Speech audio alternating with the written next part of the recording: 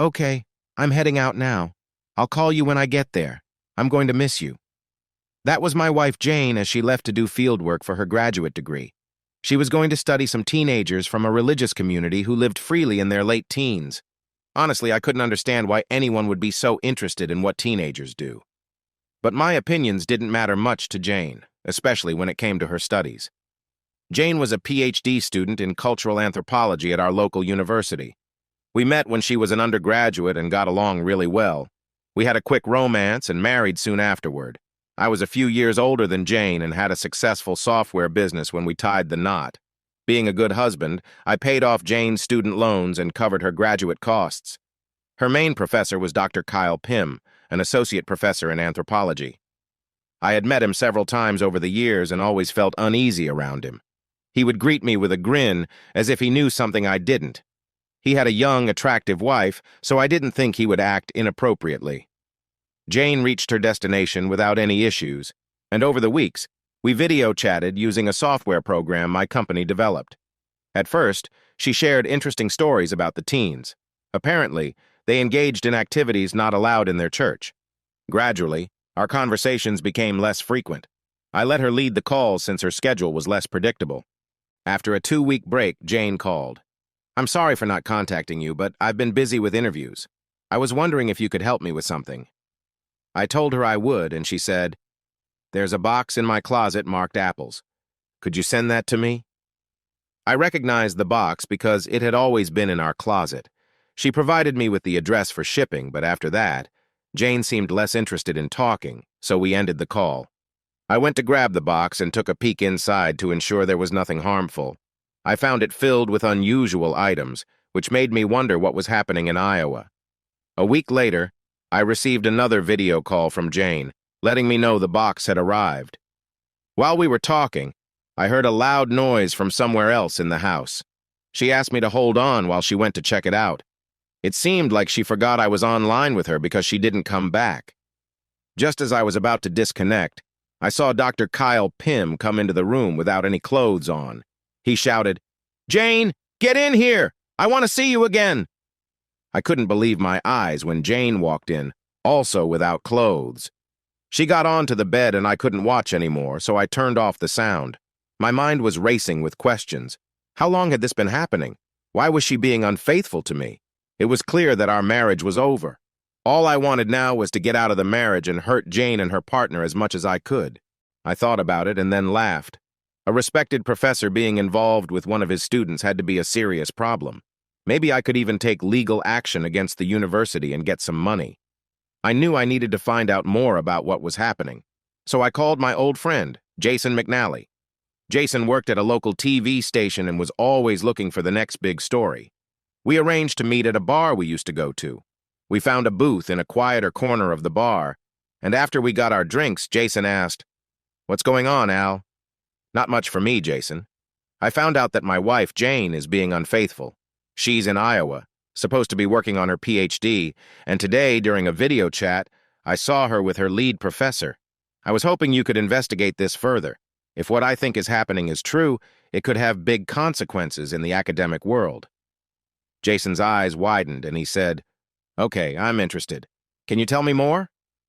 "Well, Jane is supposed to be studying what Amish kids do during what they call Rumspringa. Kids in that community get a break from their strict upbringing for a while. They then decide if they want to return to their religion or try life outside of it. I think Jane wanted to learn how those kids make their choices.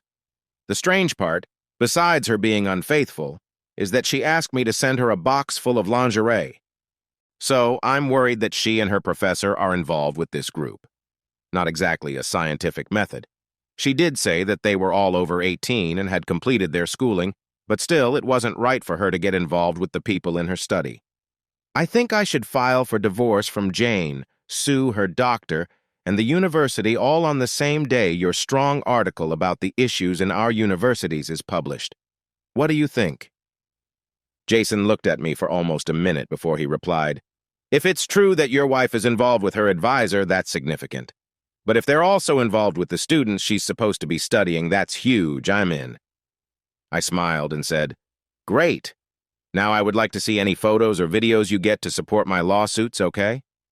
I gave Jason the address where I sent Jane's package, along with a copy of the video from our chat. He said to give him 2 weeks, and if there was a story, he'd find it. Next, I needed to find a lawyer to help me. I had been working with a law office for my business for years, so I reached out to Lydia Spencer, who took care of my company matters. She welcomed me into her office and said, "This is a bit unusual, Al, since we usually talk over the phone. What's happening?" I explained everything that had occurred and how I wanted to get out of my marriage and take legal action against the university and Pim. After I finished, Lydia looked at me and said, "Wow, that's quite a lot. If what you say is true, we could definitely sue the university. Also, I'm not the right person to help you with your divorce, but I know someone who is. Her name is Amy Wallers, and she works in this building. Let me call her for you." Lydia said Amy could see me right away, so I went down to her office. I was let in immediately and welcomed to sit down. She got straight to the point. "Lydia told me a little about your situation, so I need you to share everything from the beginning." I recounted my story once more and showed her part of the video I had. I stopped the video just as Pim got onto the bed with Jane. I told Amy I couldn't watch anymore, so she asked for a copy. After I gave her a flash drive with the full recording, she said, "Based on what I've seen, your divorce should go smoothly. We just need to decide how much you want in the settlement. Our state allows suing for dishonesty in a marriage, so you have plenty of options." I thought for a moment and then said, "Well, I think the amount should depend on how long her involvement has lasted. If this is a long-term situation, I want to ensure she has nothing left, sort of a complete wipeout. If not, I will hold back my anger a bit. There's something else I need to share. I'm friends with Jason McNally at Channel 2, and I've asked him to look into this matter. He promised to give me all videos and pictures from his investigation. I want Jane to receive the papers on the same day his report goes live, along with the lawsuit Lydia is going to file for me. I hope this doesn't clash with your plans. I thought it would be quite a spectacle with everything happening at once." Amy laughed and said, "That sounds good to me. I'll review the video you gave me and see if I can find anything useful. I'll let you know if anything stands out." Okay, apparently it's quite lengthy because Jane never ended the call. "I have one more question about Pim's wife. I've met her a couple of times, and I think she deserves to know what's happening." Amy smiled and said, "Of course, that's very kind of you to consider her. I'd be glad to help her if she's interested." After Amy finished with me, I headed to the Pim house. I had been there once for a party and was surprised by how large the house was, because I didn't think academics made that much money. Justine, Pim's wife, answered the door. She looked at me for a moment until she recognized me and said, "Al, Baker, right?" I smiled and nodded, and she invited me inside and offered me a seat. "What brings you here?" As I looked at Justine, I couldn't understand what Pim saw in Jane. Jane wasn't unattractive, but Justine seemed more appealing. Anyway, I didn't think about that for too long and said, "Mrs. Pim, I'm sorry to say this, but your husband is having an affair with my wife." She stared at me for a few seconds and then asked, "I hope you have proof of your claim, and please call me Justine." I was a bit taken aback by her calmness and replied, "I do. I can show you, but I must warn you that it's quite difficult to watch." She nodded, so I opened my laptop and played the recording. Justine stayed composed as Pim entered and raised his voice with Jane, then moved toward the bed. Justine watched until a bit past where I stopped and then asked me to turn it off. We sat in silence for a few minutes, and then she looked at me, smiled softly, and said, "I'm not entirely surprised by this because he did something similar a few years ago. I gather your wife is one of his grad students?" I replied that she was, and she continued, "Yes, he has always had trouble staying loyal. I warned him that if he ever did this again, I would make sure he regretted it. I'm really sorry your wife got caught up in this." I chuckled and said, "Thanks, but my wife is an adult and made her own decisions. I'm in the process of getting a divorce from Jane after talking to a lawyer. She said she would be happy to help you too. She comes highly recommended by my business attorney, who is also helping me with a suit against the university. I'm sure she can assist you with a similar case if you're interested." Justine smiled and said, "I'll think about it, though I don't really need the money. This house and everything is mine. My family has done well. You probably know that associate professors don't earn much. I will speak with your divorce lawyer." We sat in silence for a few moments, and then I added, I just don't understand what your husband sees in Jane when he has you. Jane is pretty, but you are truly stunning. I find it hard not to look at you, and for that, I apologize." Justine actually blushed and responded, "Thank you for saying that. The answer lies in the scene we saw. Kyle always wanted things to be rough with me. He never really showed love, and it hurt me. I just wanted to feel cherished. It seems that Jane enjoys the same kind of relationship as Kyle." I thought for a moment and said, "You might be right. I always treated Jane with care and tenderness. I thought that is what women wanted, to feel loved and valued. I guess I was mistaken about Jane." Justine took my hand and said, "Most women appreciate being treated well. Don't be too hard on yourself. There are many women who would feel lucky to be loved by someone like you." At that moment, twin girls entered the room and ran to their mother's side. They shyly smiled at me, so I said, "Hello there, what are your names?" One girl said, "I'm Laney," and the other added, "I'm Hillary." Justine introduced me, saying, "Girls, this is my friend Mr. Baker. He came by to share some news about your father." The girls looked at their mother, waiting for her to continue, and when she didn't, Hillary asked, "When is Dad coming home?" Justine smiled and replied, "He won't be coming home. Your father has not been behaving well." Laney looked at her mother and said, "Good. Our father always makes you sad." Hillary nodded in agreement with her sister. I was impressed by how insightful the girls were. I thought the girls were about 11 or 12 years old. They looked so much like their mother, and I was sure they would grow up to be as lovely as her. It was getting late outside, so I said, "I should probably head out. It's getting late." Justine then said, "If you don't have plans for tonight, the girls and I would love it if you stayed for dinner." Both girls smiled and nodded, so I agreed that it would be nice to stay. Dinner was enjoyable. We all chatted, and I was really impressed by the girls. After dinner, we watched a movie together, with the girls sitting next to me. When it was 8:30, I decided it was time to leave. The girls hugged me, which made me feel really good. As I opened the door, Justine asked, "Can I go with you to see your divorce lawyer tomorrow?" I replied, "Sure, should I pick you up?" She said, "Yes, that would be nice." "How about around 10 a.m.? Driving home, I felt happy for the first time since Jane had left for her fieldwork. My day with Justine had really boosted my mood. I had always wanted kids, but Jane had wanted to finish school and find a good job before thinking about having children. Spending time with Laney and Hillary reminded me how much I wanted to be a dad. The next morning, I went to the bank before picking up Justine. I had canceled and paid off our credit cards and opened a new account with half of our money. I told the bank to freeze our joint account until I asked them to reopen it. I reached Justine's house a few minutes early, and she was ready to go. As we drove, she said, "After you left last night, I logged into our computer. I don't use it much, but Kyle does. I found some things you should know. It looks like our spouses have been having an affair since your wife started her PhD program. I copied their emails and messages. It seems your wife has been involved in ways that are not appropriate, and Kyle promised her help with her degree." I shook my head, saying, "I'm not really surprised.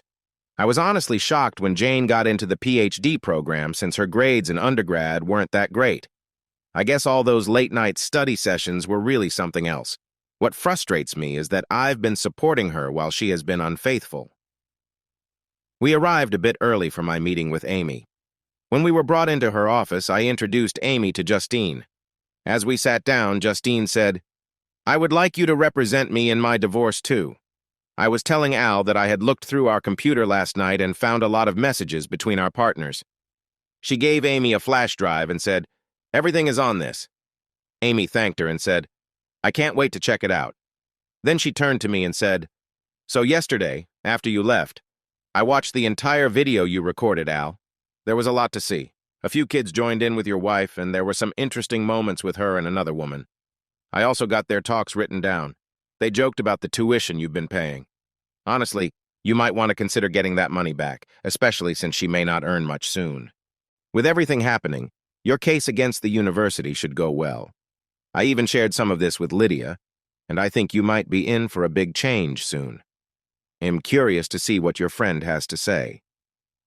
Then, Amy asked Justine about her divorce. "So, how do you want to handle it?" Justine smiled and replied, "First, just call me Justine. Well, Kyle thinks he has money, but he really doesn't. He thinks I'm not smart because I don't have a PhD like he does, but he's mistaken. He has been hiding some of my money in what he believes is a secret account. I've been watching it for a few years. After Al showed me proof of his unfaithfulness, I called my father last night and told him I needed that account dealt with. My father, J. Henry Williams, has a strong position in banking, so he promised to help. Justine continued, "The only thing I want from my divorce is to keep my daughters. Ideally, I would not like him to see them at all. He doesn't care much for them, but I worry he might try to use them against me for money. I'd also like a restraining order to keep him away from us." Amy and I exchanged looks, and I asked, "So you're the daughter of one of the richest men in America?" Justine laughed and said, "Yes, one of them. I have 4 sisters you might know." I had heard of Justine's sisters. 2 are well-known actresses. One is the CEO of a big company, and one is a respected artist. I didn't know there was a 5th. I asked, "Are you the oldest?" "No, I'm actually the youngest. I have always been more reserved, especially with my famous sisters. I just wanted a quiet life, and I thought I had that with Kyle. Kyle thinks he is smart and likes to show me off. But after having my girls, all I wanted was to stay home and care for them, giving them a great life." Amy said, "With what we have now, and what I'm expecting, I believe we can get you what you want." She turned to me and added, "We'll see what your friend brings us, and then we can file. We'll need to work with him to get the timing just right. Have you heard from him recently?" "No, but I expect to hear from him soon. If my chat program picked up so much easily, he should have a lot to share. I'll text him later and see what he says." Justine and I left and went out for lunch. We enjoyed our time together and got to know each other better. When I dropped her off at her place, I asked if I could take her and her daughters out for dinner. She smiled and replied, "No, but you can take me out to dinner." I was surprised and responded, "Yeah, I'd like that. I know a great seafood place that's not fancy, but the food is amazing." She smiled again and said, "That sounds lovely." I decided to go into the office to see what was happening since I had been away a lot lately. I called my assistant Gloria into my office and said, "Gloria, I'm sorry for leaving you in a tough spot over the last few days. I found out my wife has been unfaithful, so I'm preparing for a divorce. Have I missed anything important around here?" Gloria looked at me for a moment and said, "I'm sorry to hear about your wife, but I sense you're not entirely upset."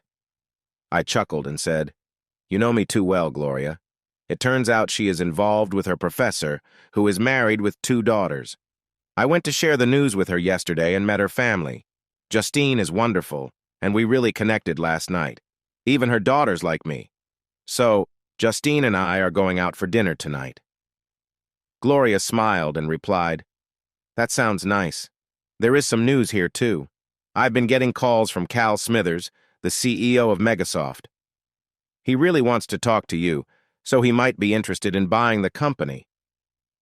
Wow, that was surprising, but I thought that when the news about my legal issues with the university and PIM came out, my company would be worth a lot more. So I replied, "When he calls next, let him know I'm not in the office right now due to personal matters, and I will reach out once things settle down." Gloria raised an eyebrow at me, so I continued, "I believe the company will be even more valuable once people learn our video chat software helped expose the cheaters. If we're lucky, there might be a bidding war for us. We may want to keep this under wraps for now." Gloria smiled and said, "In that case, I'll gladly keep him busy. Keep me updated." That night was lovely. When I went to pick up Justine, I was welcomed by Lainey and Hillary, and I chatted with them for a bit. Our dinner was fantastic, and when I walked her to the door, I received a sweet goodnight kiss. A few days later, I received a text from Jason saying he would return the next day and that we should meet with my lawyers. He encouraged me to think big about my lawsuits, since he had some powerful recordings and interviews that would cause quite a stir when he revealed his report. So I called Lydia, Amy, and Justine to let them know we should meet at Lydia's office the following day at 3, because Jason was going to share what he had uncovered during his investigation. I struggled to sleep that night, eager to hear what Jason would share. The next day, I picked up Justine and arrived a bit early at Lydia's office. We were shown into a conference room and soon joined by Amy. She asked if Jason had shared anything yet. But I said no, just that he wanted me to think big about my lawsuits, which made her smile. After a little while, Jason entered the room with Lydia and her assistant, who would be taking notes. I introduced Jason to Amy and Justine and gave him a hug. Once we were all seated with our drinks, Lydia told Jason that he had the floor. When Al told me about his wife's affair with her professor, I thought this could be a good story, so I pitched it to my boss. I was asked to find out what was happening. I never imagined I would uncover what I did. Al hinted that his wife and her professor might be targeting the students they were supposed to study, but I didn't expect they would be so careless. Jason explained. Lydia interjected and asked, "What do you mean by being careless?" Jason chuckled and said, "This Pim guy has some unusual interests." He interacted with Al's wife inappropriately many times a day, and even got her to help him with some troubling activities involving young people from the community. I have statements from 13 of these young people accusing the two of wrongdoing repeatedly. Silence filled the room as we processed what Jason had shared. Then Amy asked, "I assume you have a schedule for your story. When will it air, so we can take action?" "On Friday at noon, the sheriff will raid the house, and I'll be live broadcasting the arrest of Al's wife and Pim. I will also show interviews and clips of what has been happening. I suggest you file your actions just before they are arrested, maybe 10 minutes beforehand." Jason handed Lydia and Amy memory sticks with videos and pictures of everything he had seen.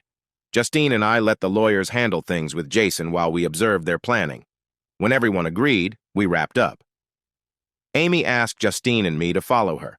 In her office, she had us sign divorce papers she had prepared in advance. After we signed everything, she told me to go to Lydia's office to sign more papers regarding my case against the university. As we got into the car, Justine said she wanted to stop by her father's office. When we entered, her father welcomed her with a warm hug and a kiss on the cheek. Justine introduced me, explaining, "Daddy, this is Al Baker. He has been helping me with the case about Kyle." Mr. Williams approached me with a smile, shook my hand, and said, "Thank you for supporting my daughter. I've never cared for Kyle, so I'm glad she's ending things with him." I replied, "If I were in Justine's position, I would want to know the truth to avoid surprises, especially since she has kids." He released my hand and invited us to sit on a sofa in the corner of his large office. I sat next to Justine, who took my hand. I smiled at her as her father said, "Al, can I call you Al? And you can call me Henry instead of Sir." "Sure, Henry," I said. He grinned and said, "It takes some getting used to. For what it's worth, I never let Kyle call me anything but Mr. Williams. So Al, what do you do for work?" "I run a small software company. Our biggest product is a video chatting program called Elysium. During my use of that program, I discovered my wife was being unfaithful with Pim. Our video chat program is different because it lets you record conversations. We also have an email service and a scheduling tool that the military uses and appreciates." I realized I sounded like I was advertising, and I apologized. Henry laughed and reassured me, saying there's nothing wrong with being proud of what we do. He then turned to Justine and asked, "So, how serious is it?" She shook her head, held my hand tightly, and replied, "It's pretty serious, Daddy. Apparently, he was involved in terrible things with the kids they were supposed to be studying. Al's wife was studying, but I think Kyle just wanted to take advantage of her. He told me he was going to Europe, so on Friday around noon, things are going to get messy. Both of them will face serious consequences, and the university will also be served with Al's lawsuit. During all this, Al's friend Jason from Channel 2 will be reporting live about what has happened to those poor kids. Do you think you can help them, Daddy?" I smiled at Justine and held her hand tightly at her request. At that moment, I realized I really cared for her. Unlike my wife, Justine thought about others and wanted to help, while Jane seemed to look out for herself. Henry smiled at his daughter and said, "He'll make sure my team is ready on Friday to assist the kids as much as possible." He then invited Justine, her daughters, and Al to dinner that night, saying, "I'm sure Alma would love to meet Al, and we haven't seen our grandkids in over 2 weeks." Justine looked at me and said, "You don't have to come if you're busy, but I'd love for you to join us, and I know the girls would enjoy seeing you." I quickly accepted because I wanted to spend more time with Justine and her family. That evening, I met Justine's mother, who reminded me of an older version of Justine. She hugged her grandchildren, then Justine, and then me. She expressed her gratitude, saying, "Henry has told me about all you've done for Justine, so thank you." I modestly replied, "It was my pleasure. I met Justine at a work gathering that my wife insisted I attend. We had a nice conversation, and I remembered that Pim had a family too, and I wanted to help protect them from any surprises." Dinner was wonderful, and the conversation was lively. The girls were very engaging for their age, which I found delightful. During dessert, Alma said, "You know there will be a big media frenzy when everything comes to light. You four might want to lay low for a few weeks until things calm down. Justine Flora is in Paris visiting Emily. Maybe you could take Al and introduce him. I'm sure the girls would love to see their aunties." The girls smiled and seemed excited about the idea. Justine turned to me and asked, "What do you think? Can you come with us? You'll love my sisters." I didn't want to crash a family gathering, so I replied, "As nice as that sounds, I don't want to intrude." Alma looked at me and said, "Oh, come on. That's silly. I want you there to help keep my daughter and granddaughter safe. You'll be curious about what happens on Friday, so I think you should leave on Saturday. We'll let you know when it's safe to come back." Justine and the girls gave me pleading looks, so I agreed to go. "Should I book our tickets, and where will we stay?" Justine giggled and said, "Well, Daddy has a plane and we can stay with Emily. She has a big apartment near the Sorbonne. But if she has guests, Daddy owns a nice hotel near the Place Vendôme. My sisters will adore you just like we do." I started to feel that Justine liked me as much as I liked her. If our relationship went somewhere, I'd need to thank Jane for being clueless. When Friday came, Justine and I thought it best to keep our distance to avoid unnecessary rumors about the upcoming events. Justine was staying with her parents, and I planned to go to an airport hotel late that night. We agreed to meet at the airport where her father's plane was parked early the next morning. While I was home, I turned on the TV as noon approached. Lydia had called to tell me that the lawsuit had been given to the school's president along with several pictures. She said he was so surprised that he just called the school's lawyer without saying much else. When the TV announced an important update, I tuned in closely. Jason and his cameraman were following sheriff's deputies as they entered the house where Jane was living. They found her and Pim, and he tried to run away but was caught and taken away. Meanwhile, Jane was wrapped in a sheet and had her hands secured while the police explained her rights and informed her that she was being arrested for serious charges. I even witnessed her being served divorce papers. During this time, Jason was sharing details about a troubling situation involving a professor and his student, as well as other young people who were part of Jane's research. He mentioned that I was the one who had brought the issue to his attention. Shortly after, Lydia arrived, followed by a group of journalists gathering outside my house. Lydia and I discussed how I should handle the media. We decided on a brief statement. I stepped out onto my porch and said, "I know why you are all here. I found out by accident that my wife was unfaithful with her professor Kyle Pim. I thought this was very wrong, so I informed my friend Jason at the news station. I suspected that Pim may have involved students inappropriately, but I had no idea of the full extent of their actions. All I can say is that I hope they face serious consequences." I added, "That's all I have to say. Any further questions can go to my attorney. Thank you." I then returned inside. Lydia and I spent a couple of hours talking as the journalists gradually left. When the coast was clear, Lydia was about to go when I said, "I'm leaving for Paris tomorrow with Justine and her children to avoid more media chaos. You can reach me on my cell if you need to." Lydia looked at me and smiled, saying, "Not that it matters, but I really like her. I hope things go well for you both." I hugged her and thanked her for her help, replying, "Yeah, I hope so too." I drove to the hotel near the airport I had booked, ordered room service, and caught up on the news about Pim and Jane. The story had spread quickly, and the major news outlets had picked it up. Many academics were upset, feeling that Jane and Pim's actions had harmed their reputation and that it would take a long time to regain public trust. I woke up early, took a shower, and grabbed some coffee while calling a cab to the private terminal. I showed my ID, and once the security officer saw my name on the list, he let me through. As I entered the lobby, I spotted Justine and her daughters, so I walked over. Justine greeted me with a warm hug and a quick kiss, and I knelt down to embrace each of the girls. After about 15 minutes, a flight attendant escorted us outside to a large plane. We gave our bags to a helper and then walked up the stairs onto the plane. I had never flown on a private plane before, and I was really amazed by what I saw. Near the front, it looked like a cozy living room with sofas, chairs, and tables. There was a group of 4 business seats facing each other over a table, likely for meetings. Toward the back, there was a small conference room, a private sitting area, and 2 bedrooms. Overall, it was pretty impressive. The 4 of us settled in the seats facing each other, with the girls in the window seats. I sat in the backward-facing seat next to Hillary. She held my hand as we started to take off, which made me smile. Lainey did the same with her mom. Once we were in the air and the seatbelt sign was turned off, we were served breakfast. We all had waffles with fresh strawberries and whipped cream. The girls had tea while Justine and I enjoyed coffee. The food and coffee were both excellent.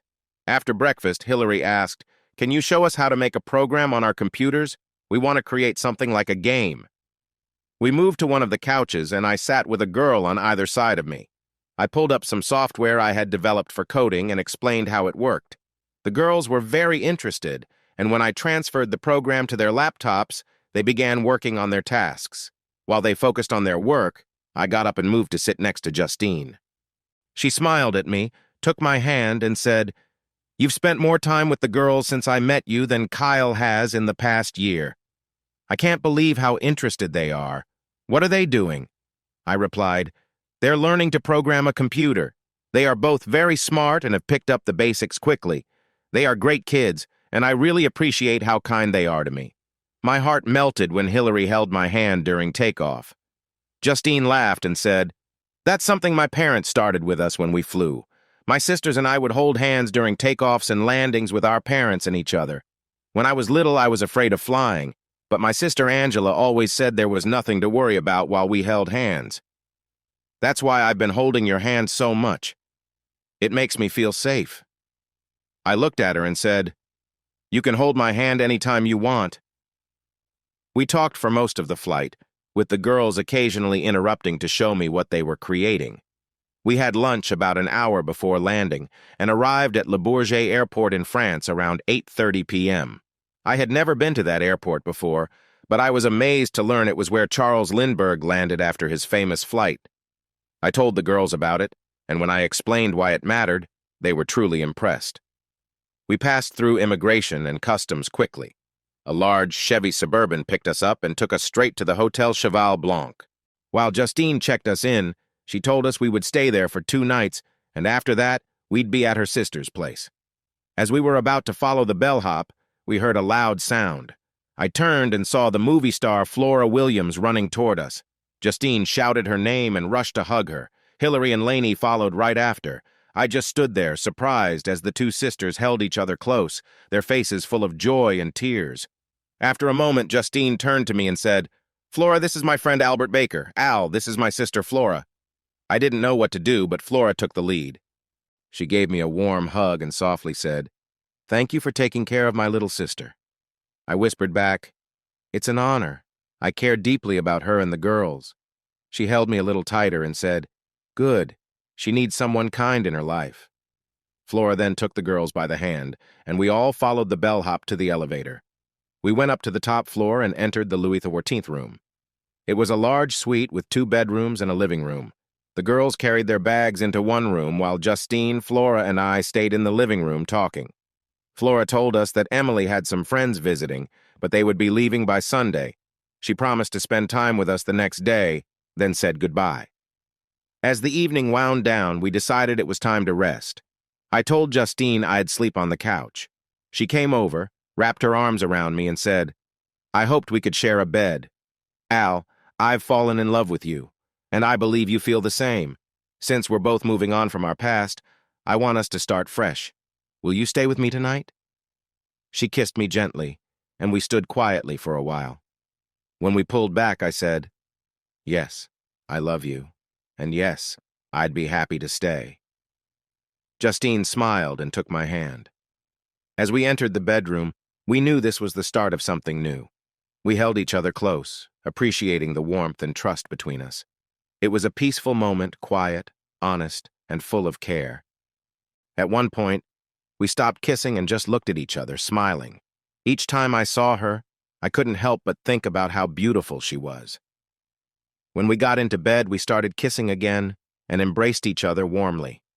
After a while, she said, "I want to be close to you."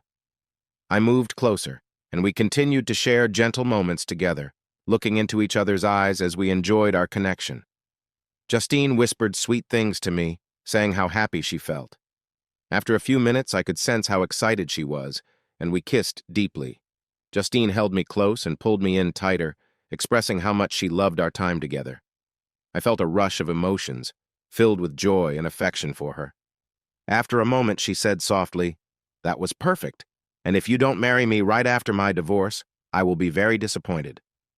I smiled at her words and replied, "Well, I'd marry you right now if I could, so think of yourself as engaged." She laughed with joy and then playfully suggested she take the lead this time. We gently shifted and she moved gracefully. I couldn't help but admire her beauty and the way she moved. We spent what felt like a long time enjoying each other's company, feeling completely happy together. Eventually, after all the wonderful moments, she lay on my chest and after a bit, drifted off to sleep. I felt an overwhelming affection for her. What we shared was so much deeper than what I had thought was love before. I was ready to care for Justine and her family, feeling ready to protect them always. In the morning, I awoke with Justine beside me, her leg resting on me and her arm over my chest, making me feel warm and content. As I lay there, I realized I never wanted to sleep away from her again. I felt at home in her embrace. Soon, her eyes opened, and a smile appeared on her face as she said, "Good morning, my love." I smiled back and replied, "Good morning. I love being here with you, but I heard the girls moving around. Maybe we should get them some breakfast." She agreed, saying that was a good idea. We showered and got dressed. As soon as we opened the bedroom door, the girls nearly jumped on us with big smiles, trading hugs. I said, "Let's go downstairs for breakfast and a chat, all right?" We walked to the breakfast room, which was quiet since it was only 6:30. After we placed our orders, I looked at the girls sitting across from us and said, "I hope you don't mind, but I have fallen in love with your mom. We plan to get married when we can. Would you both be okay with that?" They exchanged happy looks before Lainey said, "Mr. Al, ever since you came into our mom's life, she has been smiling, which she didn't do with our dad. Plus, we like you because you treat us well." Hillary then added, "We have 2 wishes that should be met within a year of you marrying our mom." I glanced at Justine, who looked uncertain, so I asked, "What are your wishes?" Hillary smiled and said, "First, we want you to adopt us so we can have your name instead of Pim." I nodded and replied, "I can agree to that easily. What's the second wish?" Lainey shared, "We want to call you Dad right away." Tears welled in my eyes as I said, "If there wasn't a table between us, I would give you both big hugs. So yes, please call me Dad." Hillary laughed and added, "I just thought of another wish. We would like a baby sister." I looked at Justine, who had tears and was blushing. "Girls, let's not put too much pressure on us. If there's another child, your mom and I will decide together, okay?" The girls giggled and nodded. Later that morning, Justine received a text from Flora saying she and Emily would arrive at the hotel in about 20 minutes. The girls were excited to see their aunts, so we made sure the living room was tidy. When there was a knock at the door, both girls raced to greet their aunts. After all the hugs and friendly greetings exchanged among Emily, her sisters, and Justine, I met another lovely sister. She hugged me warmly, and like Flora the night before, whispered in my ear, "Thank you for looking after Justine. We all disliked her husband, but we really like you." When she let go, Justine asked how Emily was doing, and soon the room was filled with questions and answers. I listened carefully as I tried to learn more about Justine's sisters. What stood out to me was the genuine love among the 3 sisters. They laughed, teased each other, and hugged a lot. The girls sat with me, holding my hands as we listened in. When there was a knock on the door, Justine asked Hillary to open it. It turned out to be housekeeping, so Hillary asked her mother what to say in perfect French. Justine replied in French, and Hillary repeated her words to the housekeeper, who smiled and asked something else. I asked Lainey if she understood, and she told me the housekeeper wanted Aunt Flora's autograph. When Hillary told Flora what the housekeeper requested, Flora smiled, took a picture from her bag, talked to the woman, and shared a friendly hug. Flora mentioned something about an iPhone, and the woman handed her phone to Emily, who took pictures of them smiling together. While this was happening, I asked Lainey how many languages she and Hillary spoke. She replied, "We both speak 4, English, French, Spanish, and Italian. Mom speaks 6, including German and Russian." "How many do you speak, Dad?" I laughed and said, "Just English." Lainey giggled and added, "You forgot one because you also speak computer." I hugged her and said, "I guess I do." Once the housekeeper left, Flora asked, "Have you ever been to Paris, Al?" I answered, "Once for work. I stayed in La Défense." Emily exclaimed, "Oh, wow, we need to show you around." The 6 of us left the hotel and started walking. As we strolled, Emily pointed out important places and shared stories about them. She highlighted the Louvre and mentioned that we would need a whole day to explore it. We walked through the Tuileries Park, crossed the Place de la Concorde, and made our way up the Champs-Élysées before taking a side street into a bistro for lunch. Having Flora with us made everything better because we received excellent service. After lunch, we crossed the river, passed by the Invalides, and entered the Musée d'Orsay. We spent most of the afternoon inside, enjoying the beautiful artwork. Emily, being an art historian, shared many interesting tales about the artists and their creations. As we were leaving, I asked the girls, "Who was your favorite artist, and what painting did you like best?" They thought for a moment, and then Lainey said, "Van Gogh. I like the painting of people in the fields with tall bundles." Hillary then said, "I like Monet. His painting of the train in the mist looks so dreamlike." "What about you?" I smiled and replied, "I love a Renoir with people having a picnic in the park. How about you, Justine?" The girls cheered. "Yeah, Mom." Justine said, "I've always liked the painting by Camille Pissarro of a young woman fixing her hair in front of a mirror.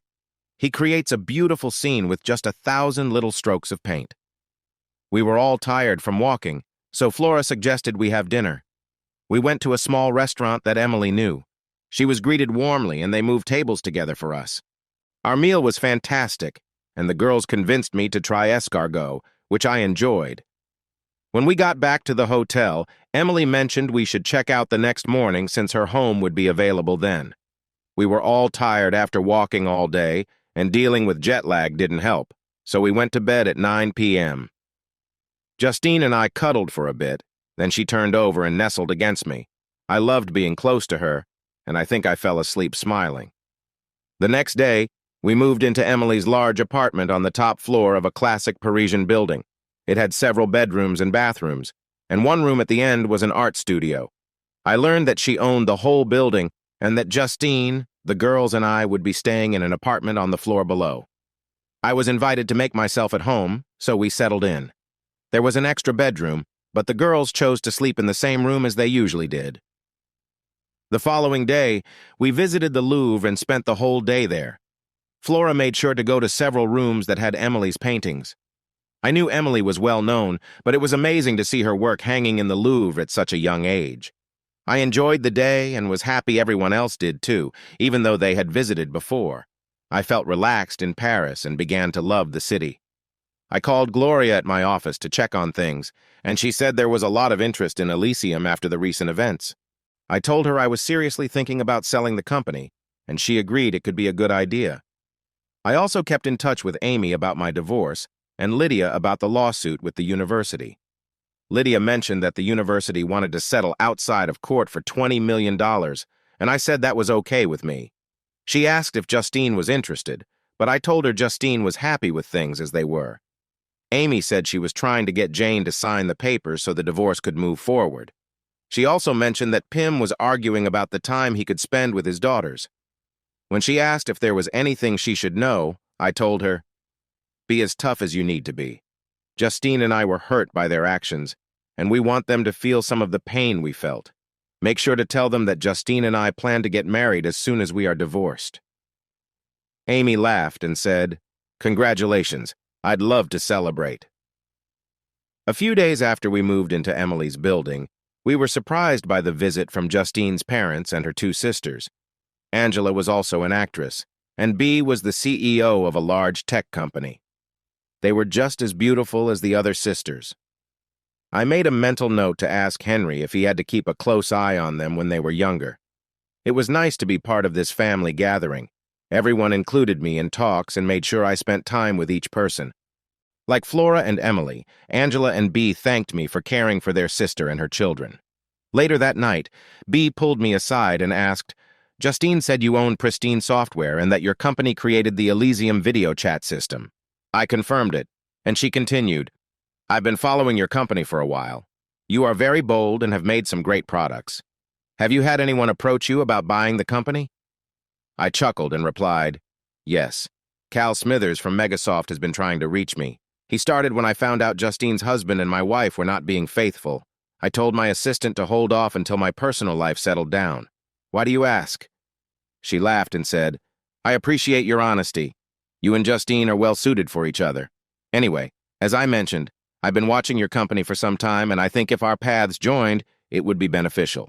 If you went with Megasoft, your company might get absorbed, and your employees could lose their jobs, or, at best, only a few might get hired there. My idea would be to buy you out and make Pristine a part of our company. That would let Pristine keep doing what you do best, but with more support. What do you think?" My first thought was, wow. I had been avoiding Smithers because I didn't want the business I built from the ground up to vanish. B's idea made sense because my team was amazing. They were smart and creative, and they thrived in the space I had created for them. I looked B in the eye and said, "I think your idea is good. I'd like to sell, knowing my team will be taken care of. So, what's your offer?" B smiled and said, "How about $45 million in cash and stocks?" Wow. I had expected around $10 million. I couldn't ignore that, so I responded, "I need to do 3 things before I can say yes. I need to talk to my lawyer, my assistant, and Justine." I was really surprised. B said, "That's fine. There's no rush." First, I called Gloria to tell her about my conversation with B. She agreed that B's offer was the best option. Then I told her, "If we go through with this deal, I might retire and I'd like you to take my place." She hesitated, thinking she wasn't ready, but I reassured her, I wasn't ready either. I was just a guy who wrote code and had an idea. You might not write code, but you know this business inside and out. Don't say you're not qualified. Next, I called Lydia to share B's offer and asked her to handle the negotiations for me. She happily agreed, so I told her I wanted 20% of the cash and stock to be shared with the employees, with Gloria receiving 50% of that amount. After dinner, I invited B, Henry, and Justine to join me in the living room. I turned to Justine and said, "This afternoon, B made an offer for my company, and after discussing it with Gloria and Lydia, I've decided to accept her offer, with a few terms well discussed later. If the deal goes through, I won't stay on in any role. Do you think you can handle being with me all day, every day?" Justine smiled and replied, "That would be my dream." Her answer made me happy, so I turned to B and said, "Since I don't want to stay, I think you should replace me with my assistant, Gloria. She knows the company better than I do. She's brilliant, and I've relied on her a lot over the years. Also, the other employees respect her greatly. Speaking of them, I would like 20% of the cash and stock to be shared among them, with half of that going to Gloria. They all did a lot of the work, and really deserve a share of the reward." B smiled and said, "I'm fine with that." "Great. I talked to my lawyer and told her everything. She's expecting a call from your lawyers to sort things out." I turned to Henry and asked, "What do you think, Henry?" He smiled and said, "I wish you were my son-in-law instead of the person sitting in jail." I laughed and said, "Justine and I have already decided to do just that. As soon as both of our divorces are final, we plan to get married, if you approve."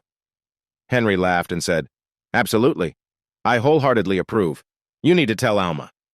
The 4 of us got up and headed back to the dining room. While walking, I told Justine she should share the news of our upcoming wedding with her family. She said she would love to. Once we all sat down, Justine said, "Hillary, Laney, and I have been keeping a secret from all of you. Jack and I asked the girls if they would be okay with us getting married once our divorces are final. They agreed with a few conditions." Justine sat next to Alma, who hugged her tightly and exclaimed, "That's wonderful. I can't wait." We celebrated with hugs and cheers all around. That night, while lying in bed, I asked, "Why is it that you are the only one of your sisters who is married?" She chuckled and replied, "Well, let's see. Emily is a lesbian but isn't really into relationships. Angela was married to another actor, but that lasted only about 8 months before she found out he was unfaithful. B is too busy for all that romance. And Flora, I think she'd like to be married and have kids, but she says that will have to wait until she's ready to settle down." "I only asked because you all are so lovely," I said. She smiled and replied, "Thank you. You know, you're pretty amazing too. I feel very lucky that we love each other so much." The rest of our stay was nice, but we had to return home for the girls' schooling. On the flight back, I set the girls up with some new projects, which they seemed to enjoy. As Justine and I watched them, she asked, "Would you consider moving in with us?" I thought for a moment and then asked, "What about the girls? Would they be okay with it?" Justine smiled and said, "They are the ones who suggested it. They loved spending time with you in Paris." "Okay, I would love to. I was worried about being away from you and them. I'll go to my house and get some things first, then come over." I settled into Justine's place and felt right at home with her and the girls. The next day, we checked in with Amy about our divorces. Pim was hesitant to give up his parental rights at first, but it seemed Henry had some influence because after a rough time in jail, he agreed to everything. Jane, however, refused to sign the divorce papers until she could speak to me. Amy suggested that I talk to her to speed things along, so I set up a meeting. I was taken to a small room with 2 chairs and a table. Jane was already there, with a chain connecting her to the table. I wasn't sure the chain was necessary, but I did find some comfort in seeing her restrained. When I entered the room, we locked eyes. She looked unwell. Her hair was messy, there were dark circles under her eyes, and she seemed restless. After a moment of silence, I said, "You wanted to talk, so either start now or I'm leaving." Jane sighed and said, "I wanted to apologize. I took advantage of your caring nature during our marriage, Pim." "Just call him Pim. He doesn't deserve any respect," I cut in. Jane nodded and continued, "Pim promised to help me get into a graduate program if I let him do what he wanted. I knew my grades weren't enough, so I agreed to have that chance. I wanted to feel better than you since you had a successful business. Pim thought it was funny that he was with me in a way that you never were." I frowned and said, "I found out after talking to Jason, whom I pointed in your direction for a story." "That's what confuses me. How did you know?" she asked. I chuckled and replied, "You slipped up. You called me on our chat one day and told me that a package of lingerie had arrived. Then, when there was a loud noise, you got up to check and forgot I was still online. Just as I was about to leave, Pim went into the room, unaware, calling out what he wanted. I hit the record feature when I saw him, then watched as you entered the room and climbed on the bed. I realized you weren't dressed in the lingerie I had sent." Jane's eyes widened in shock, and she exclaimed, "You saw the contents of that box?" "Of course I did. I needed to make sure everything was safe. After seeing what was inside, I suspected something was wrong. I need to thank you for being so unkind and cheating on me. I am now living with Pim's soon-to-be ex. We are planning to get married, and I will be adopting her 2 daughters, as they have asked me to. I can honestly say that I have never felt happier. I am also going to be quite wealthy because I am suing the university because of what you did, and I will be selling my business for $45 million. She paused and said, "Maybe I should wait until you are rich to sign the papers so I could get a big payout."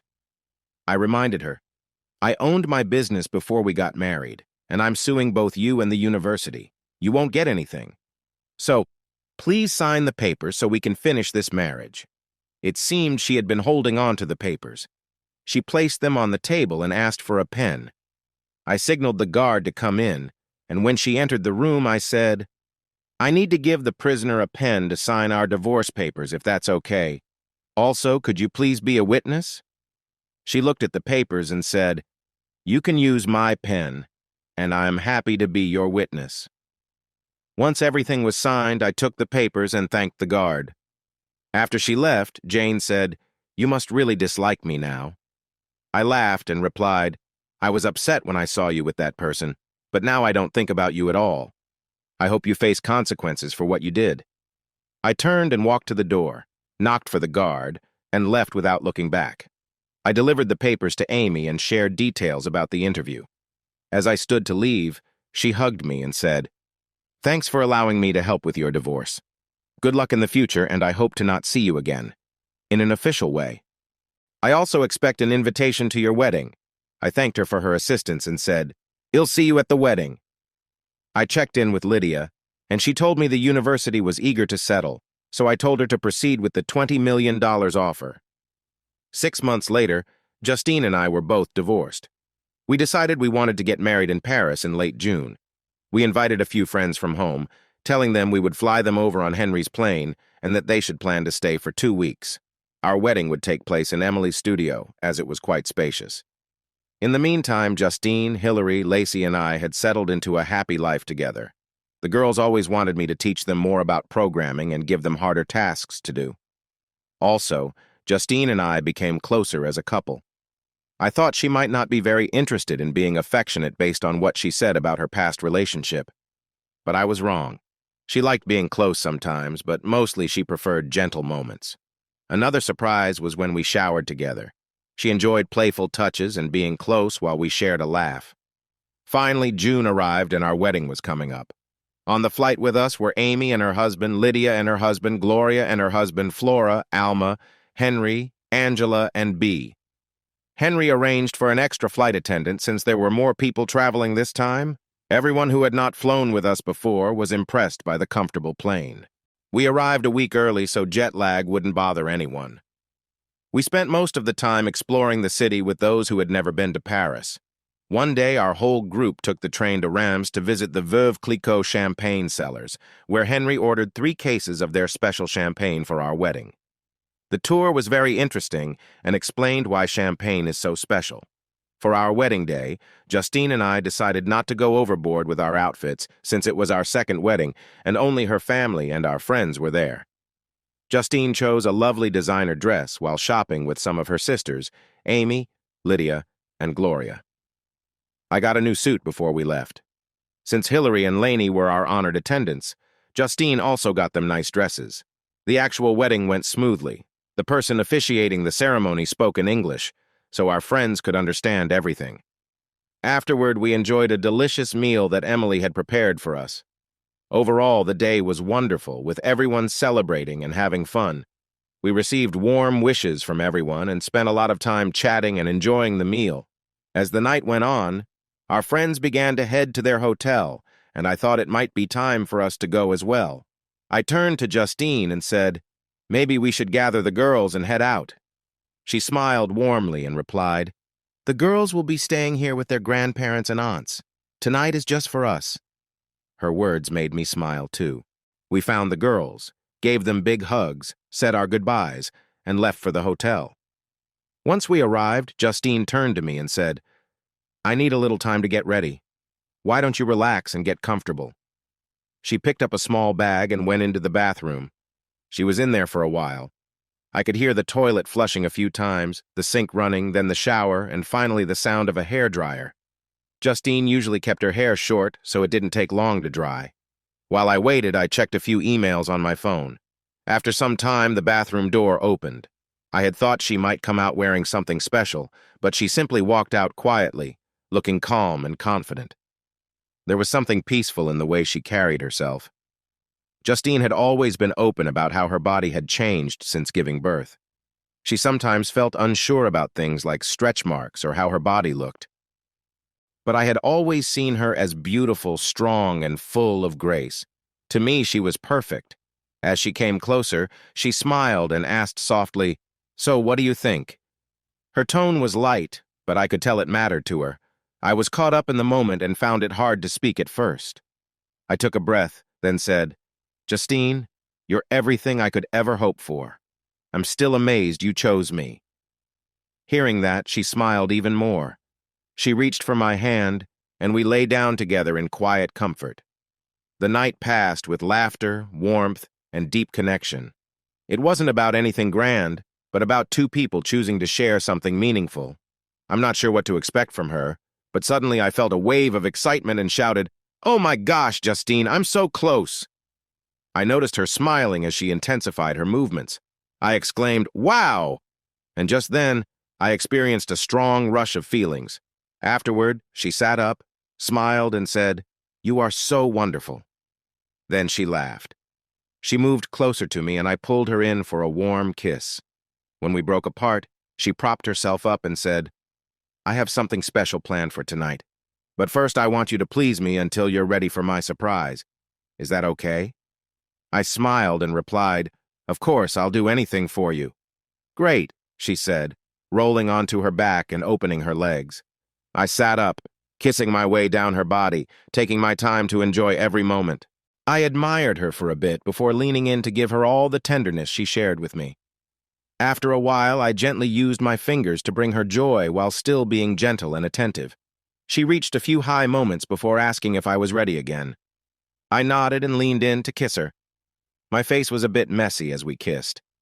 Finally, she said, "Since it's our special night, I want to do something just for you. I want to share another level of closeness tonight." I was surprised and sat up to look at her, saying, "You mentioned before that you weren't interested in that." She smiled softly and explained, "I didn't want to try it with someone who was rough, but with you I feel safe and cherished. I believe we'll have a lovely experience together." She handed me some gel and said, "I have this for us. I think it will be nice." Looking into her eyes, I felt I couldn't say no. I replied, "Okay, I trust you. But if it feels uncomfortable, please tell me to stop." She agreed and then got into position, ready for what was to come next. I stood close to Justine as I held a small bottle of lotion. She seemed ready and comfortable, smiling at me softly. I noticed she had been preparing for this moment for a while, which surprised me. I hadn't paid much attention before, but now I could see how much this meant to her. Carefully, I applied some lotion to make things easier. Justine let out a soft sigh, and I asked if she was okay. "I'm fine," she said with a warm smile. "I like this." Her words made me feel at ease, so I continued gently. I moved slowly, making sure she was comfortable. Justine seemed happy, her soft sounds showing she was enjoying the moment. I checked in again, asking, "Are you okay, Justine?" She turned to me, her eyes bright, and said, "I'm great. Keep going." Feeling reassured, I continued with care. The closeness between us felt warm and special. Justine's happiness made it even better. She started moving with me, and we found a gentle rhythm together. It was a sweet moment, and I was glad we were sharing it. We were both warm and tired from our closeness. Our breathing was quick, but it felt good to be together. After a while, Justine turned to me with a big smile. "I love this, Al," she said excitedly. Her joy made me happy, and I could tell she was having a great time. I held her close, feeling her warmth. She asked me to hug her tightly, and I did. We shared a sweet kiss, full of love. It was one of the best moments we'd ever had. Justine was so happy, moving with energy, and I could feel how much she loved being with me. Suddenly, she shook with joy, overwhelmed by the moment. I felt it too, and we were both caught up in the happiness. I held her as we lay on our sides, calming down together. We stayed close, catching our breath, feeling peaceful. After a bit, Justine turned to face me. "Al, that was amazing," she said softly. "I love you so much." She kissed me gently, and we smiled at each other. We cuddled close, feeling the love from our special day. Justine snuggled into me, and we fell asleep, content. Later, I woke to Justine holding me close. We lay together, feeling connected and happy. I hugged her gently, and we shared a quiet moment, full of love. We spent some time together until she said, "I want to feel close to you again." I leaned back, and then she gently guided me to her. I moved slowly, feeling our connection deepen as she smiled and said, "You can't imagine how much I enjoy this. I hope you're happy too." I nestled against her and replied, "I love everything about you." We kept our pace gentle, and soon we both felt an overwhelming joy. We fell asleep in each other's embrace. When we woke up, Justine was resting against me, her head on my shoulder. I must have shifted because her eyes opened. We exchanged smiles and said our good mornings. My stomach grumbled since we hadn't eaten since the day before. She smiled and said, "I'm hungry too. Let's order room service." It was still breakfast time, so she called to order for us. We put on the soft robes provided and waited for our food. When the food arrived, we enjoyed it along with the coffee from a French press. I always loved the coffee in France. As we ate, I asked, "What would you like to do for our honeymoon?" She thought for a moment and replied, "I'm not picky, but I would love to spend it on a beach." I suggested, "Maybe an island? What do you think about bringing the girls along?" She beamed and said, "You'd be okay with them on our honeymoon?" I replied, "Of course. I care for them just as much as I care for you. I think they would be great to have with us." She then suggested, "How about Tahiti? We've never been there, right?" I said I hadn't, so we decided on Tahiti for our honeymoon. After finishing our breakfast, I asked, "When do we need to check out?" Justine laughed and answered, "Not for a couple more days. Do you think you can handle that?" I chuckled. "I'm not sure, but I'll do my best." These days turned out to be some of the best of my life.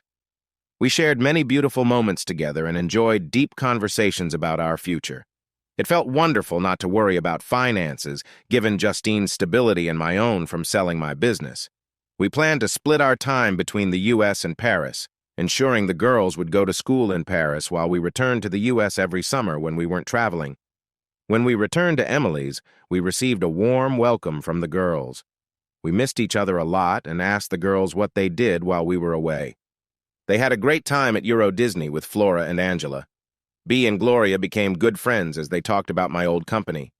Bea told me that choosing Gloria to run it was a smart decision. Lydia mentioned that Jane and Pim had a court date coming up and that I needed to testify. We also shared our plans to live in Paris during the school year and return home in the summer. Emily liked our idea and offered us the apartment we had been using. The girls were excited about it. Finally, we flew back to the U.S. I decided to sell my house since I was staying at Justine's place. We didn't need two homes, so mine was the one to go. It was only on the market for a few days when I received a good offer. Next, I wanted to keep my promise to adopt Lainey and Hillary. Lydia and I worked on the paperwork for that. The private jet flew smoothly, but I couldn't sleep on this flight. Justine held my hand, her fingers warm and calm, her green eyes shining with excitement. Across the aisle, Lainey and Hillary were glued to the window, their happy voices mixing as they pointed at the blue ocean below.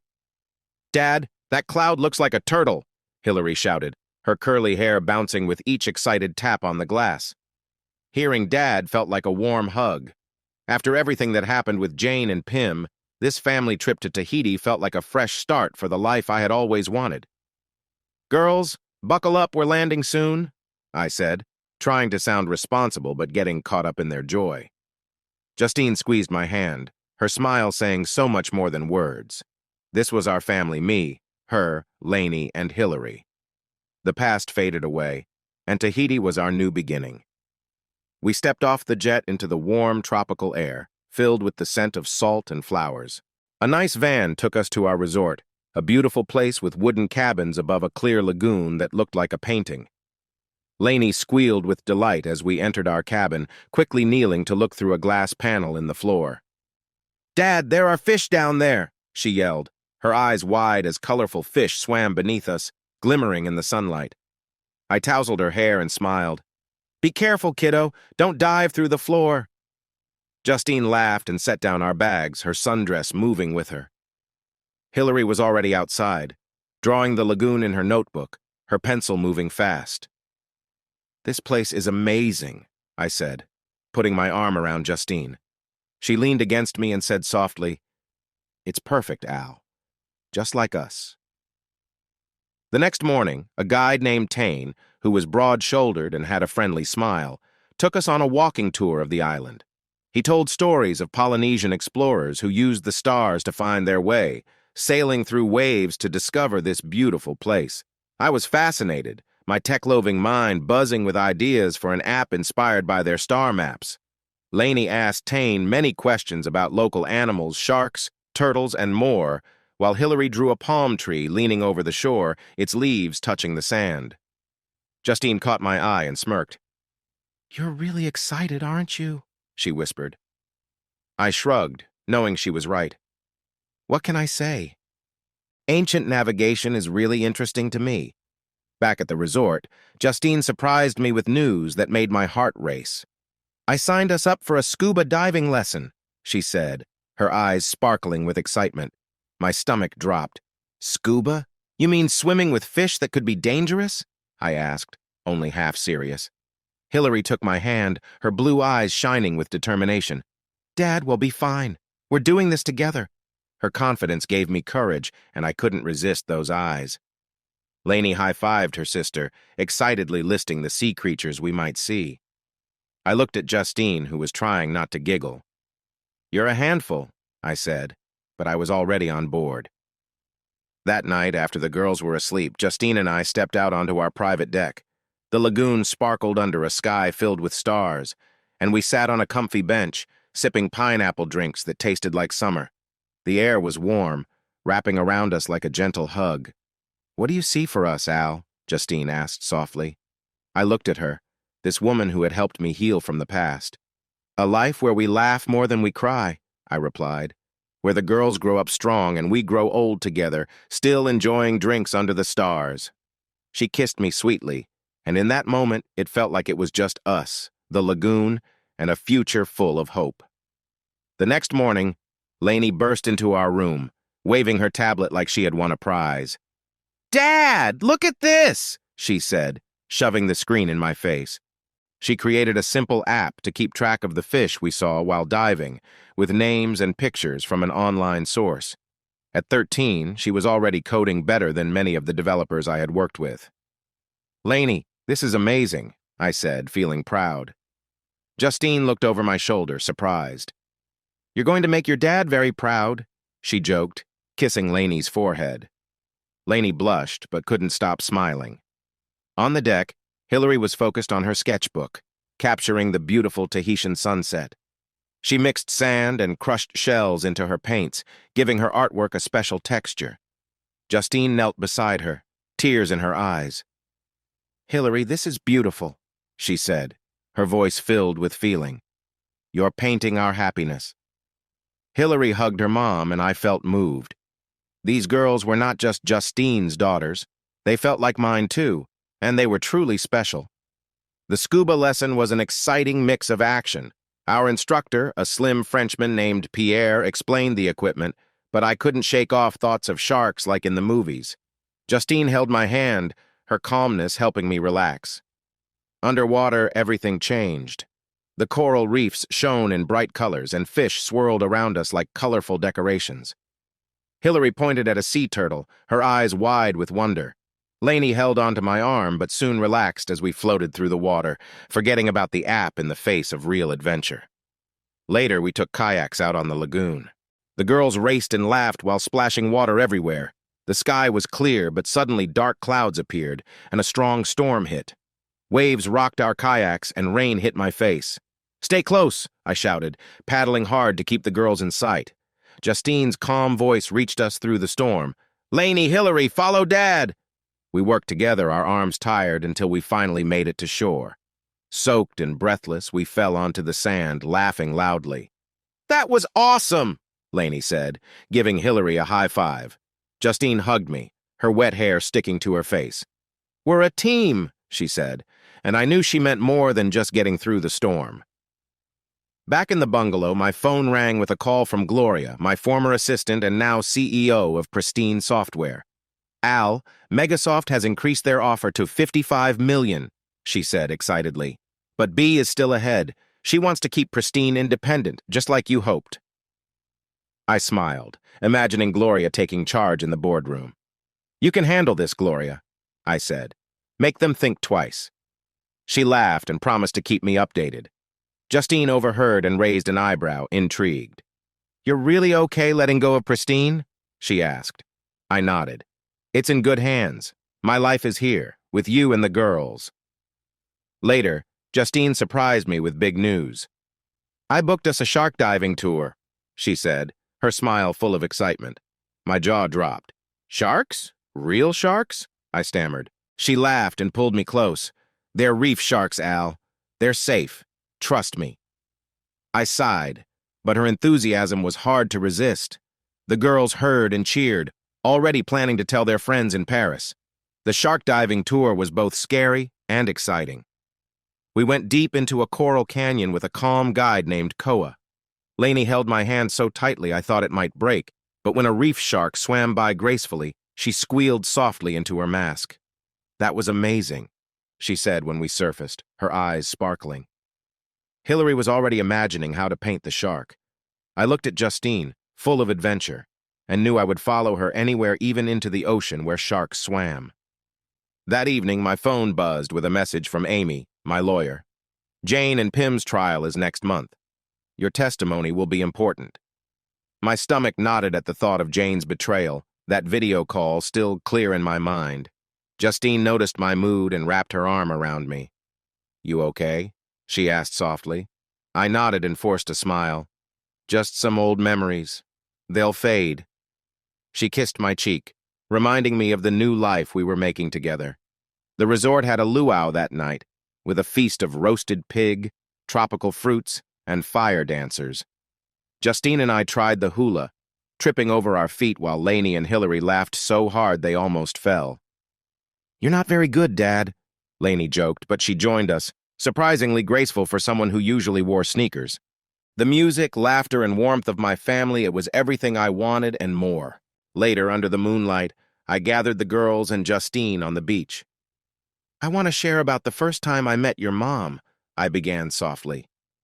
I told them about the day I knocked on Justine's door, feeling broken from Jane's betrayal, and how Justine's kindness helped me heal. "She saved me," I said, looking at Justine, her eyes shining in the moonlight. The girls hugged us tightly. "We're a family now," Hillary said, and Lainey nodded. "Forever." On our last morning, we stood on the beach, the sunrise painting the sky in beautiful pinks and golds. The girls held our hands, their faces bright with excitement for new adventures. "No matter what happens," I said calmly, "we'll face it together. Deal?" Lainey and Hillary nodded with strong smiles. Justine leaned closer to me, her voice soft.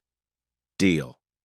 We stood together, hand in hand, letting the worries of the past fade under the warm Tahitian sun, feeling ready for whatever was next. When the plane landed in Paris, the busy sounds of Charles de Gaulle Airport welcomed us like an old friend. After the sunny magic of Tahiti, the cooler Paris air felt refreshing and real. Justine held my hand as we stepped off the plane, her smile steadying me. Lainey and Hillary were buzzing with energy as they talked about their new school year at their international school. "Dad, I want to join the coding club," Lainey said, her eyes shining with excitement. Hillary agreed, holding her sketchbook tight. "And I'm going to sign up for art. They have real easels." I smiled, still amazed at how these girls, my girls, changed my life in the best way. I thought about Jane and Pim, but with Justine and the girls by my side, I felt ready for anything. We climbed into a sleek black car and drove to Emily's apartment in the Marais, where the narrow streets were filled with beautiful stone buildings glowing in the late summer light. Emily, Justine's sister, opened the door with a big gesture, her paint-splattered overalls showing she had been busy working on something new. "Welcome back, you sun-kissed travelers," she cheered, pulling us into a warm embrace. The apartment smelled of fresh coffee and paint, a mix that was so Emily. She had set up a welcome party with croissants, sparkling drinks, and a huge canvas against the wall, an abstract painting inspired by our Tahiti trip, full of blues and golds. "This is for you guys," she said, seeing the girls' amazed faces. Lainey gently touched the brushstrokes, whispering, "It's like the lagoon." Justine squeezed my arm, her eyes shining with happiness. "You're too much, Em," she said, and we all laughed, raising our glasses to celebrate new beginnings. The next morning, my phone buzzed with a call from Lydia, my lawyer about the university case. "Al, it's done," she said clearly. "The university sent $20 million to your account. The case is closed." I let out a sigh I didn't know I was holding. $20 million. It was a lot of money and a sign of justice for what Jane and Pim had put me through. But just thinking about Jane made me feel a spark of anger, like a flame flickering in the dark. "Thanks, Lydia," I said, trying to keep my voice steady. "Let's hope it's over now." Justine heard me and looked worried. "You okay?" she asked, sitting next to me on the couch. I nodded, but the truth was, thinking about Jane still felt like a sore spot I couldn't stop touching. That afternoon, Justine sat me down at Emily's kitchen table with some papers in front of her. "I've been thinking," she said, her voice careful but strong. "We should use some of the settlement money to start a foundation for the Amish kids Jane and Pim affected. We can help them with therapy, education, or anything else they need." Her eyes held the fierce kindness I had fallen in love with, and I didn't hesitate. "Let's do it," I said. "Those kids deserve a chance to move forward just like we did." She smiled and leaned across the table to kiss me, and for a moment the burden of the past felt lighter. Lainey and Hillary started school the next day, walking into the International School's courtyard with a confidence that made me proud. Lainey, with her backpack full of tech books, was already planning to join the coding club. Hillary, with her sketchbook under her arm, couldn't stop talking about the art studio's great light. By the end of the first week, they had made friends, Lainey with a group of tech enthusiasts, and Hillary with a quiet girl who liked watercolors. Watching them thrive, I felt like I was finally doing something right as a dad. But then Amy, my divorce lawyer, sent me a shock. A letter from Jane, sent from prison. I stared at the envelope, feeling uneasy. Inside, Jane's handwriting was neat, almost apologetic. She said she was sorry and wanted to see me before her trial, saying she needed to make things right. The words hit hard, bringing back the feelings of betrayal I'd tried to forget. I handed the letter to Justine, feeling tense. "She's got some nerve," I mumbled. Justine read it, her face hard to read, then set it down. "You don't owe her anything, Al," she said gently. "But if you feel the need to see her to find some closure, I'm here for you." Her trust in me was a support, but I shook my head. "I'm done with her," I said, crumpling the letter. "She doesn't get to bring me back." To lift my spirits, I signed up for a French class at a local community center, thinking I should try to fit into our new life in Paris. My first lesson was a disaster. My accent was all over the place, and the teacher winced as if I had stepped on her foot. Lainey and Hillary, who had come along to support me, couldn't stop giggling. "Dad, it's bonjour, not bonjour," Lainey teased, laughing hard. Hillary followed my pronunciation, exaggerating it until we were all laughing so much I forgot about Jane. "You two are ruthless," I said, pretending to be upset. "Just wait until I'm fluent and you're begging for my help." A few days later, Bea called from New York, her voice full of excitement. "The pristine software deal is done," she said. $45 million, and Gloria is already managing things like a pro." I smiled, imagining my former assistant now as CEO, confidently leading the meetings. "She's the best thing that ever happened to that company," I replied. Bea laughed. "After you, maybe. You did well, Al." After we hung up, I felt a mix of nostalgia for Pristine, but it was overshadowed by the life I was creating here. Justine overheard and raised an eyebrow. "No regrets?" she asked. I shook my head. "None. I have everything I need right here." Hillary surprised me one evening when she shyly handed me a wrapped canvas. "It's for you, Dad," she said, her cheeks a little pink. I unwrapped it to see a painting of our family at the beach in Tahiti with the sunset behind us. The details, the curve of Justine's smile, Lainey's sneakers, my awkward pose were so vivid I felt emotional. "Hillary, this is amazing," I said, pulling her into a hug. "It's going up in the living room, front and center." Justine teared up, and we spent the rest of the night moving furniture to give the painting a special place. However, not everything was perfect. One night, while we enjoyed some wine on Emily's balcony, Justine's voice grew quiet. "I'm worried about Pim," she confessed, looking at the city lights. "He's still in prison, but what if he tries to reach out to the girls when he gets out? They mean everything to me, Al." Her fear felt heavy in my stomach. Pim had no right to come near us. "Hell never get close to them," I promised, holding her close. "We'll protect them together." She nodded, but I could sense the tension in her shoulders, a reminder that our past still lingered. To lift our spirits, I planned a weekend trip to the Loire Valley. We rented a car and drove through the beautiful countryside, stopping at chateaux that seemed like they were from a storybook. I shared tales of kings from the Renaissance, making up details when I ran out of facts. Lainey rolled her eyes, saying, "Dad, you're terrible at history." But Hillary listened closely, sketching towers in her notebook. Justine laughed, her hand resting on my knee as we drove, and for a moment we felt like just a happy family, free from worries. Back in Paris, I began to write a memoir, something I had been thinking about since Tahiti. It was not just about Jane's betrayal or Pim's actions. It was about finding Justine and being a dad to Lainey and Hillary. The words came out strongly during quiet nights when the apartment was still. One evening, Justine caught me writing, leaning over to see. "You're telling our story," she said softly. "Be honest, Al. People need to hear it." I nodded, feeling a new purpose forming. Then came the article. A French newspaper published an article about the Jane and Pim situation, commending me for bringing their wrongdoings to light. My phone buzzed with messages, but I chose to ignore them. "I'm not a hero," I said to Justine, setting the paper aside. "I just did what I thought was right." She kissed me softly, her warmth comforting. "That's exactly why you are a hero," she replied. One morning over breakfast, we made an important decision. Justine spread out real estate listings, her eyes shining with excitement. "Let's buy a place here, Al. A real home, near the Seine." I imagined a cozy apartment filled with Hillary's art, Lainey's gadgets, and our laughter. "Let's do it," I said, smiling. A new beginning for all of us. As we looked through the listings, the girls shared their ideas, and I felt the past lift away. Paris was our future, and we were ready to create it together. Then came a call from Amy that shook our peace in Paris. "Al, you and Justine need to return to the States," she said, her voice calm but urgent. "The trial for Jane and Pim is next week. Your testimony is very important." I stood in Emily's apartment, the phone feeling heavy in my hand, as memories resurfaced. Justine looked up from the kitchen table, where she was helping Hillary with a drawing, her green eyes filled with concern. "What is it?" she asked.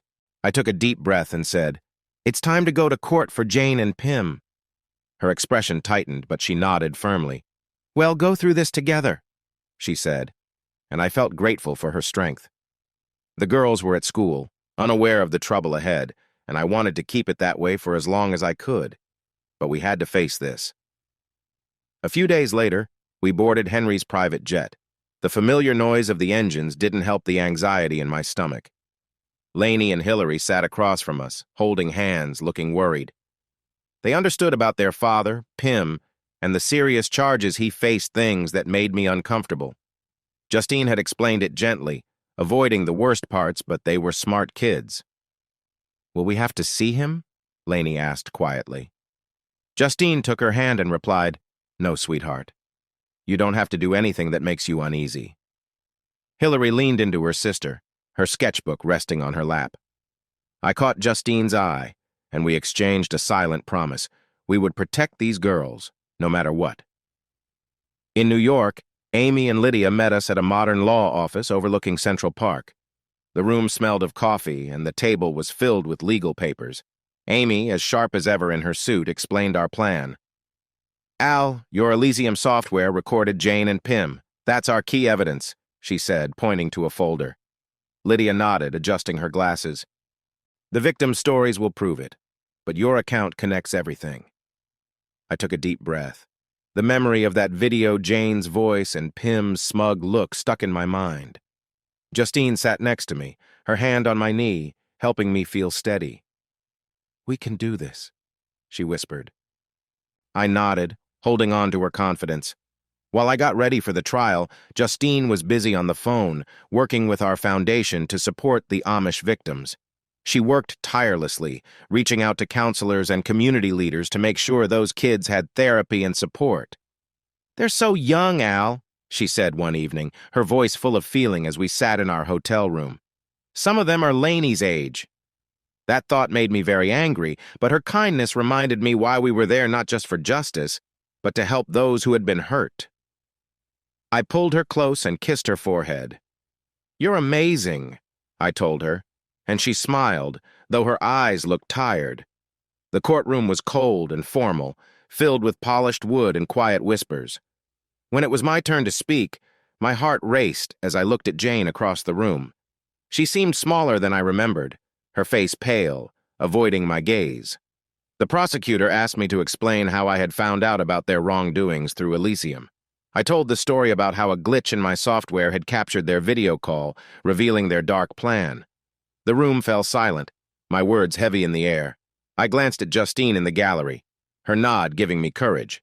Jane's lawyer tried to confuse me, but I stuck to the truth, my voice firm even with the anger inside me. Then came the victims' accounts, and I had to hold onto my seat to keep from breaking down. Young Amish men and women, some not even teenagers yet, shared how Jane and Pim had tricked them with promises of education, only to mistreat them. Their voices shook, but their bravery was strong. I felt sick, anger and sadness mixing in my stomach. Justine took my hand, her fingers trembling, and I knew she felt the same. These kids deserved better, and I would make sure our foundation helped them. Pim's defense was weak, trying to pass the blame. He stood in the witness box, pretending to be sincere, saying that Jane had planned everything and he was just following her lead. Jane broke down, crying as she admitted to some of the charges, but I felt no sympathy for her. They both knew what they were doing. The prosecutor dismantled Pim's story, and by the end, the jury's faces looked serious and unforgiving. When the verdict was announced, it felt like a heavy weight lifted off my shoulders. Jane was given 15 years and Pim received 25 years, his longer sentence showing he was the main planner and had additional charges from other victims. The judge's gavel sounded sharply in the courtroom, and I took a deep breath. Justice. I didn't feel happy, but there was a heavy sense of satisfaction, like the world felt a little safer now. Justine looked at me and whispered, "It's over." I nodded back, though a part of me doubted if it would truly be over. Outside the courthouse, Justine pulled me into a strong hug. Her voice was calm yet determined. "I'm so proud of you, Al," she said. "You gave those kids a voice." Her words struck me deeply, and I held her close as the city noises drifted away. For the first time in months, I felt I could breathe again, like the worries about Jane and Pim were finally getting smaller. Later that evening, my phone buzzed. It was Jason, the journalist who had first reported on the story. "Al, my article about the scandal just won a big award," he said, his excitement clear. "I'd love to talk to you now that the trial is over." I appreciated his excitement, but the idea of going through all of it again made me uneasy. "Thanks, Jason, but I want to stay out of the spotlight," I replied. "I just want to focus on my family." He laughed, not surprised. "That sounds good, man. You deserve it." Back at Henry and Alma's large home on Long Island, the girls were waiting for us. Lainey and Hillary had been with their grandparents during the trial, protected from the court's heaviness. When Justine told them it was over, they ran to us, wrapping their arms around us in a group hug. "We don't want to see him," Lainey said firmly, referring to Pim. "You're our dad, Al." Hillary nodded with determination. "Always." My heart filled with warmth, and I hugged them tightly, feeling their trust in me. Justine held my hand, and in a glance we understood everything. We were a family, and that wouldn't change. The next day, I signed the adoption papers at a quiet office, making Lainey and Hillary officially my daughters. The pen felt heavy, not from doubt, but because of how important this moment was. "You can't get rid of me now," I joked, and Lainey laughed, playfully hitting my arm. "Good luck with that, Dad." Hillary hugged me, her sketchbook tucked under her arm, and I knew I would do anything for these girls. That night, Henry and Alma hosted a party, turning their backyard into a festive space with lights and music. The whole family was there, Emily, Flora, Angela, celebrating justice and family. Lainey and Hillary danced with their cousins, their laughter filling the air, while Justine and I moved gently to the music, her head resting on my shoulder. "We made it, Al," she whispered. I kissed her, feeling hopeful for our future. Later, after everyone had gone to bed, I sat on the porch alone, a glass in my hand. The stars over Long Island were not as bright as those in Tahiti, but they were enough to make me reflect. I had come far from the days when I watched my life fall apart on a computer screen. Jane and Pim were gone, kept away so they couldn't hurt anyone else. The settlement money was safely in the bank, our foundation was growing, and I had Justine, Lainey, and Hillary by my side. I imagined Paris, our new home, and the memoir I was beginning to write. It wasn't only about the hurt, it was about this moment, this family. I took a sip of my drink, feeling its warmth spread inside me, and for the first time, I felt truly thankful, not just for making it through, but for discovering a life worth living. The Seine River glimmered in the autumn sun as we moved boxes into our new apartment in Saint-Germain-des-Prés, close to the river. The walls were empty when we arrived, but by the end of the first day they were full of Hillary's art, bright paintings of Tahitian sunsets and Paris street scenes, along with pictures of us smiling on beaches and in beautiful places. I stepped back with my hands on my hips while Lainey told me how to hang a picture of our family in Tahiti just right. "A little to the left, Dad," she instructed, her voice playful yet warm. Justine caught my eye, her sundress covered in packing tape, and smiled. "This is home, Al," she said, and I felt it deep down. After everything, after Jane and Pim, this was our safe place. Lainey and Hillary were doing well at their international school, their confidence shining through. Lainey had joined the coding club, where she quickly took on a leadership role, creating apps with some other smart kids who looked up to her. "They think I'm really good," she told me one evening, her cheeks a bit flushed with pride. "But I just know more JavaScript than they do." I laughed and ruffled her hair. "That's my girl." Meanwhile, Hillary was taking a drawing class, and her sketches were becoming bold and impressive. "She has a talent," her teacher told us at a parent meeting, and I felt proud, though Hillary blushed and said, "It's just drawing." Justine and I shared a look our girls were finding their way, and it felt like a blessing. Late at night, when the apartment was quiet, I would sit at the dining table with my laptop, pouring my thoughts into the memoir. It wasn't just about Jane's choices or the trial, it was about healing, about finding Justine and the girls, about becoming a family. The words came slowly at first, rough and uneven, but then they began to flow, each sentence a step toward moving on. Justine would lean over to see what I was writing, her hands resting gently on my shoulders. "You're telling our story, Al," she said softly. "Don't hold back." I didn't. Writing helped me understand the past and turned pain into something meaningful. Justine, on the other hand, was a force of nature. She dedicated herself to our foundation, working with international groups to support teens who had faced tough situations, like the Amish kids from the trial. She spent hours on calls, calmly securing funding and connecting victims with help. One evening, as we relaxed on our new balcony overlooking the Seine, she shared about a girl she had talked to, a 16-year-old who had just begun therapy. "She's smiling again, Al," Justine said, her eyes bright. "That's what this is about." I kissed her, in awe of her kindness. "You're changing lives," I said, and she smiled, leaning against me. "We're changing lives." Emily called one morning with exciting news. "Get to my gallery tonight," she said, her voice full of energy. "I have something to show you." We hopped into a cab, the girls buzzing with curiosity, and arrived at Emily's art gallery in Le Marais, its windows glowing with warmth. Inside, the walls displayed her abstract paintings, but one piece caught our attention, a bright canvas of a Tahitian sunset signed by Hillary. "Surprise!" Emily exclaimed, wrapping her arms around Hillary, who looked in shock. "You didn't tell me you were showing this." Hillary blushed. The crowd murmured, drawn to the painting's lively energy, and I felt proud. A woman in a sharp blazer approached us, introducing herself as Claire Dubois, an art critic. "Your daughter has amazing talent," she said to Justine and me, looking at Hillary's painting. "I'd like to recommend her for a scholarship at the École des Beaux-Arts." Hillary's jaw dropped, and Lainey nudged her, whispering, "You're famous." Justine hugged Hillary tightly, tears in her eyes. "You're going to shine, sweetheart," she said. I pulled Hillary into a hug, whispering, "I'm so proud of you." She smiled, shy yet beaming, and I knew this was only the beginning. Lainey wasn't going to be outdone. One day, she came home waving a certificate, her face lighting up. She had won first place in a national student coding competition with a game she built about protecting coral reefs, inspired by our trip to Tahiti. "It's got levels and everything." She excitedly showed me the app on her tablet. The graphics were simple but smart, and the gameplay was fun. I lost track of time playing it that night. "You're amazing, Lainey," I told her, and she grinned, already planning her next project. Justine laughed, calling us nerds in love, and I couldn't disagree. Feeling inspired, I decided to take a French cooking class to treat Justine to a classic coq au vin. Unfortunately, my first try did not go well.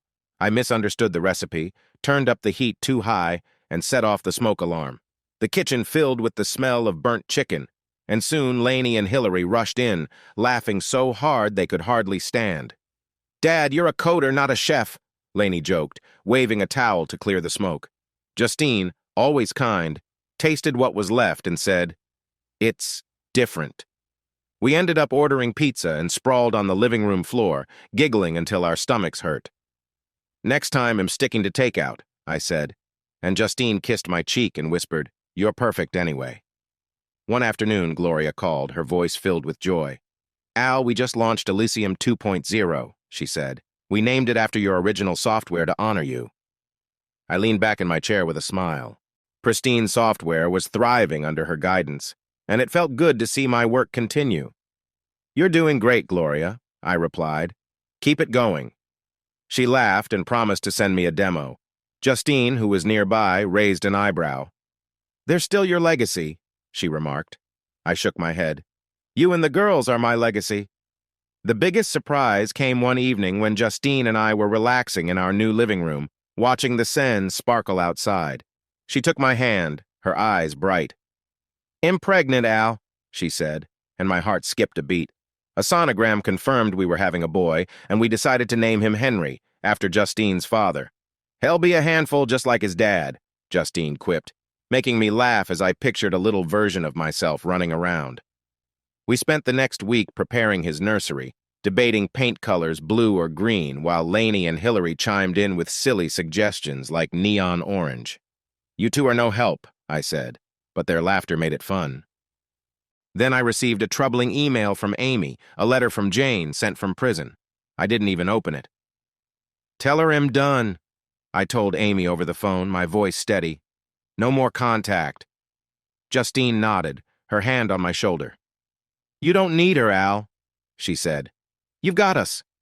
I kissed her, thankful for the life we were building, one that Jane couldn't affect.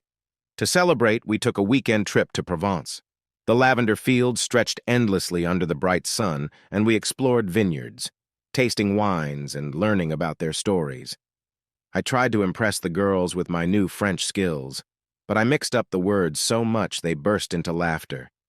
"Dad, stick to coding," Lainey said, while Hillary drew a funny picture of me wearing a chef's hat and holding a glass, which we put on the fridge at home. I received an email saying that my book was accepted by a big publisher, and it would come out in 6 months. I read the message twice, hardly believing it. "You're going to be a bestseller," Justine said with confidence. I wasn't so sure, but her belief made me want to try. Writing helped me move on from the past, showing that love could fix what betrayal had broken. We ended the week with a family dinner at our home, with Emily and Flora joining us. The table was filled with plates of pasta and talk about the future. Lainey shared her dream of starting an AI company, while Hillary shyly talked about her wish to open an art gallery someday.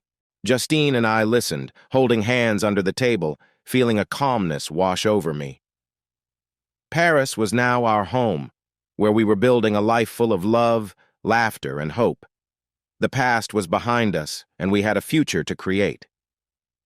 Then, the phone rang in the middle of the night, breaking the silence in our St. Germain apartment. Amy's voice was tense. "Al, Pim's escaped," she said. "He broke out during a transfer. They don't know where he is." My heart stopped, and I felt dizzy as I held the phone. Justine woke up beside me, her eyes slowly opening in the dark. "What's wrong?" she whispered, sounding sleepy. I struggled to speak, each word heavy. "Pim's out. He's gone." Her face went pale, and she sat up, grabbing my hand. The trial was meant to be the end, but now Pim was back in our lives like a bad dream we couldn't shake off. Mourning didn't bring any comfort. Justine called her father, Henry, who jumped into action. By noon, a team of security experts arrived at our apartment, putting in cameras and alarms that turned our home into a fortress. Henry spoke on the phone, sounding firm and calm. "No one's getting near my family, Al," he assured me. "I've got the best people on this." I thanked him, but seeing the workers set up security made my stomach twist. Lainey and Hillary sat on the couch, quiet and uneasy. "Are we safe, Dad?" Hillary asked, her sketchbook still in her lap. I forced a smile, hating the worry in her eyes. "We're safe, kiddo." "I promise." Justine was struggling, even though she tried to stay strong. She barely slept, spending her nights walking around the apartment, checking the locks, and glancing at the girls' bedroom door. "What if he comes for them, Al?" she whispered one night as we sat on the balcony, looking down at the lights of the Seine. "Lainey and Hillary has their father. What if he tries to reach out to them?" The idea of Pim being near our girls made me really angry, but I held her close and spoke calmly. "He will never get that chance, Justine. We are stronger than he is." She nodded, but her shaking hands showed her worry. I promised to keep them safe no matter what. The next day, I called a family meeting and brought Lainey and Hillary into the living room. The atmosphere was tense, but I kept my voice steady. "I know you've heard about Pim," I said, looking into their concerned faces. "I want to know how you are feeling." Lainey spoke first with determination. "I'm not afraid of him, Dad. He's not my dad, you are." Hillary nodded, holding her sketchbook tightly. "We just want to be with you and Mom. He can take that away." Their brave words hit me hard, and I hugged them tightly, feeling emotional. "You're my girls," I said, my voice shaky. "Always." Justine's eyes were bright with tears as she joined the hug, and we stood together as a strong family against the past. A few days later, Jason called, his journalist instincts sharp. "Al, I've got some news," he said quietly. "Pim is in Europe, maybe even France. He's trying to reach out to old contacts." I felt my grip tighten on the phone. Europe, too close. "Keep looking, Jason," I said. "I need to know if he's near us." Justine overheard, her face pale, but she stayed quiet. We both felt the same worry, but we knew we had to stay strong for the girls. The stress was hard on us. Justine, who was pregnant with our son, started to feel pains one evening. "It's too early," she gasped, and I felt panic. We rushed to a hospital in Paris, the city lights blurring past as I held her hand tightly, hoping for the best. Hours later, in a bright delivery room, our son Henry was born, small but healthy, his little cries filling the air. I held him close, his warmth making me feel an overwhelming love. But even as I admired his tiny fingers, worry gnawed at me. Pim was still out there, and my family was at risk. Justine, tired but glowing, took my hand. "He's perfect, Al," she whispered, and I kissed her forehead, promising to keep them all safe. The next morning, a call from Amy brought me relief. "They caught him," she said. "French police arrested Pim in Marseille. He was trying to contact someone, but they traced his phone." I let out a shaky laugh, feeling the tension leave my body. "He's done, Amy." Justine smiled weakly from her hospital bed when I told her the news. "We're free," she said, and I nodded. But a small part of me worried that Pim's presence would always linger. That afternoon, Lainey and Hillary visited the hospital. Their faces brightened when they saw their brother. Lainey held him first, her usual confidence giving way to wonder. "He's so tiny," she whispered, gently touching his cheek. Hillary sketched him in her notebook, capturing his little scrunched face. "We're going to be the best big sisters," she announced, and Lainey nodded fiercely. "No one's messing with him." I laughed and hugged them, my heart feeling full despite the chaos of the past week. That same week, my book was released, and the response was overwhelming. Reviews praised its honesty and how it turned pain into hope. I read one out loud to Justine as she rested, and her smile grew with each word. "You told our story, Al," she said softly, "and it's beautiful." I kissed her, thankful for her faith in me and our family. The book wasn't just my story, it was about the family we had created and the life we had worked hard to build. Emily decided to host a celebration for Henry's arrival, filling her apartment with balloons and treats. Flora and Angela joined us through video call, their faces glowing on the screen. "He's got your nose, Al," Flora joked, and I groaned, making everyone laugh. Lainey and Hillary took turns holding Henry, their excited chatter about school and their dreams filling the room. Justine, still recovering, watched with joy as she held my hand. We're a circus, she whispered. I grinned back. The best kind. Learning to care for a newborn was a humbling experience. I struggled with diaper changes, getting baby powder everywhere, which made Justine giggle. Trying to rock Henry to sleep was another challenge. My voice seemed to wake him up instead of soothe him. Stick to coding, Dad, Lainey teased. But she helped me learn how to sway him gently. Justine watched us, her laughter warm. You're getting there, Al, she said, and I felt like I was discovering how to be a dad all over again. Justine healed quickly, her strength impressive. In just a few days, she was back at work for the foundation, her voice steady as she organized new programs for teens in need. I want Henry to grow up in a world where kids feel safe, she said one evening, determination in her eyes. I nodded, inspired by her passion. You're making that world, Justine, I told her, and she smiled, leaning against me. One quiet evening as Henry slept in his crib, Justine and I stood beside him, the soft light from a nightlight creating gentle shadows on the wall. We've been through a lot, I said quietly. Pim, Jane, all of it. But we're here, and we're whole. Justine took my hand, her fingers warm. We'll always protect this, Al, she said. Our family, our future. I nodded, feeling a lump in my throat. No matter what. We stood there, watching our son breathe, and I knew that promise would keep us together, stronger than any shadow from the past. One day, I received a surprising email inviting me to speak at a tech conference in Berlin. They wanted me to share the story of how I built pristine software, from its early days to its sale for millions. I hesitated, the weight of the past, Jane, Pim, the trials still lingering like a faint bruise. But Justine, holding baby Henry, nudged me with her elbow. You've got a story worth telling, Al, she said, her green eyes shining with encouragement. Go inspire people. I smiled, feeling a flicker of ambition. Only if you're okay taking care of things here, I said, kissing her forehead. She laughed, bouncing Henry. I've got this. Lainey and Hillary overheard and jumped in. Can we come, Dad? Lainey asked, her eyes wide with excitement. There are going to be coders there. Hillary nodded, clutching her sketchbook. And artists. They have a whole creative tech panel. I looked at their eager faces and couldn't say no. Pack your bags, troublemakers, I said, and they cheered, already planning their outfits for the conference. Justine smirked and whispered, You're a softie. Guilty as charged, but their enthusiasm made it all worth it. We flew to Berlin on a crisp spring morning, the city's skyline outlined against the pale blue sky. Justine stayed behind with Henry, promising nightly video calls to keep us connected.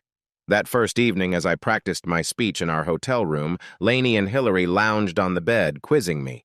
Don't say Dad, Lainey teased, mimicking my nervous habit. Hillary sketched me at the podium, adding a superhero cape for fun.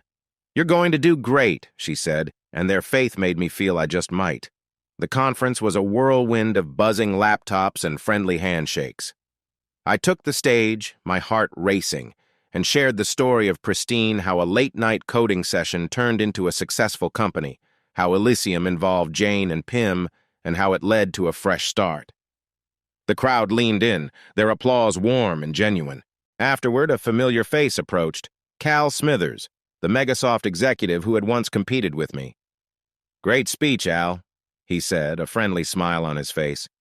I'm still a bit upset about Pristine, but I'd love to have you as a consultant. I shook his hand, flattered but firm. Thanks, Cal, but I'm focusing on family and writing these days. He nodded, not surprised. Can't blame you. You've got something great happening. Later that day, Lainey impressed everyone as she presented her coral reef game to a group of tech leaders.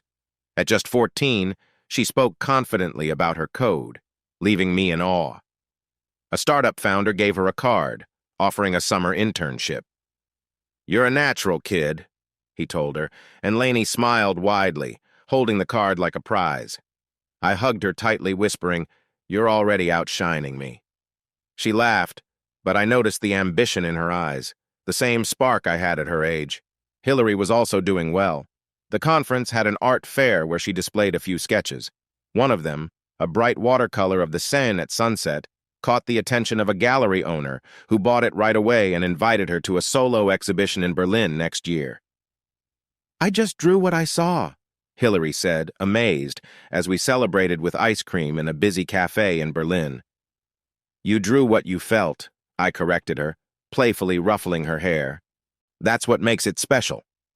She blushed, but her smile glowed, and I could see she was beginning to believe in her own talent. Back in Paris, Justine's nightly video calls kept us connected.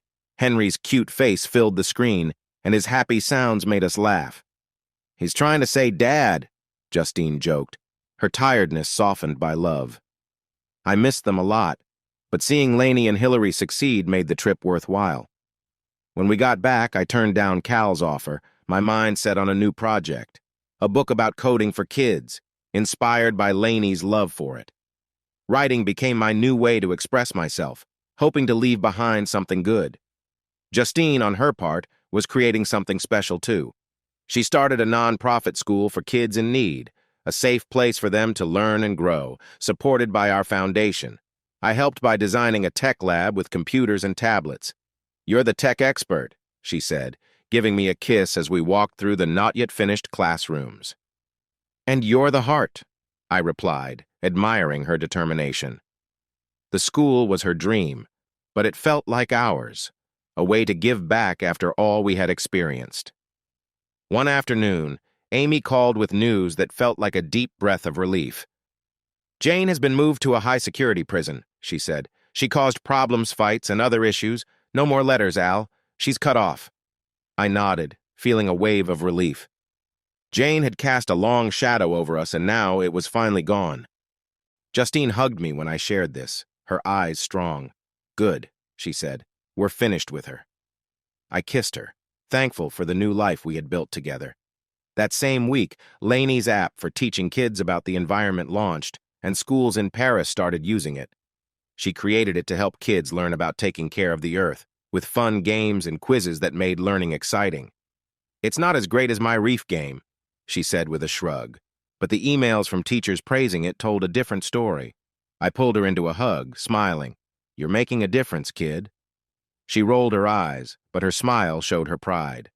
Hillary and Emily worked together on a charity project, creating a large painting that combined their styles. Emily's bold colors mixed with Hillary's gentle scenes. The painting sold for a lot of money, with all the money going to the foundation. Watching them laugh and get paint everywhere, I saw the connection between aunt and niece grow stronger. "We're a team," Hillary said, hugging Emily, and I felt emotional. These women, my family, were truly amazing. Back at home, Henry reached a big milestone that made us all excited. He started crawling, moving across the living room with a determination that reminded me of Justine. We grabbed our phones, recording his little adventure as he chased after Lainey's sneaker. "He's going to be a handful!" Lainey laughed, picking him up. Hillary sketched him while he crawled, her pencil moving quickly. Justine and I watched, our hands linked, laughing until we had tears in our eyes. "We're a mess," I said, and she kissed me, whispering, "The best kind." We took a family trip to Florence, needing a break from the busy days. The city's warm light and old streets felt like stepping into a painting. Hillary enjoyed the art of the Renaissance, her eyes wide at the Uffizi Gallery, while Lainey dragged us to a tech museum, excited about old computers. I tried to keep up, sharing half-true facts about Michelangelo and coding, which got eye rolls from both girls. Justine laughed, her arm around me as we strolled through a vineyard, sipping wine. "You're a bad tour guide," she joked, and I smiled, kissing her under the Tuscan sun. My second book, Coding for Kids, came out just as we returned. Schools quickly picked it up to teach programming to children. I looked through a copy and saw Lainey's influence in every chapter. "You inspire me," I told her, and she groaned. "Dad, that's so cheesy." But her smile showed she was proud. The book's success felt like a quiet victory, a way to inspire kids like Lainey inspired me. We ended the month with a family dinner at our apartment, the Seine shimmering outside. Emily and Flora joined us, the table full of pasta, drinks, and laughter. Lainey shared her dream of starting an AI company, animatedly explaining how it works. Hillary, quieter but no less passionate, talked about her dream of opening a gallery for new artists. Justine and I listened, our hearts happy, as baby Henry babbled in his high chair. "You girls are going to change the world," I said, raising my glass. They smiled and tapped their juice glasses against mine. Justine squeezed my hand under the table, her eyes expressing what words couldn't. We had built a strong bond, a family filled with love and dreams, ready for anything that came our way. The Seine was calm that morning, shimmering softly in the dawnlight, but inside our apartment, tension was rising. While I was pouring coffee, Amy's email arrived with a blunt subject line, "Letter from Jane." I froze, the mug hot in my hand. Jane again. I thought her time in the high-security prison would keep her quiet. Justine noticed my reaction as she fed Henry in his high chair. "What now?" she asked, worry creeping into her voice. I opened the email and quickly read Jane's words. She claimed to have information about a former partner of Pim's, someone still causing harm to students. "She says it's a professor named Laura Hensley," I told Justine, my jaw tense. "But it might be a trap." Her eyes darkened with concern. "She's just messing with you, Al. Don't let her draw you back in." I nodded, but a feeling of responsibility tugged at me. If Jane was telling the truth, I had to do something. I set up a supervised video call with Jane through Amy, my stomach in knots as her face appeared on the screen, looking thin and worn. "I'm not here to beg, Al," she said, her voice flat. "Pim worked with Laura Hensley, a professor at a small college in the States. She's still after students manipulating them like we did." Her words hit me hard, stirring up old anger.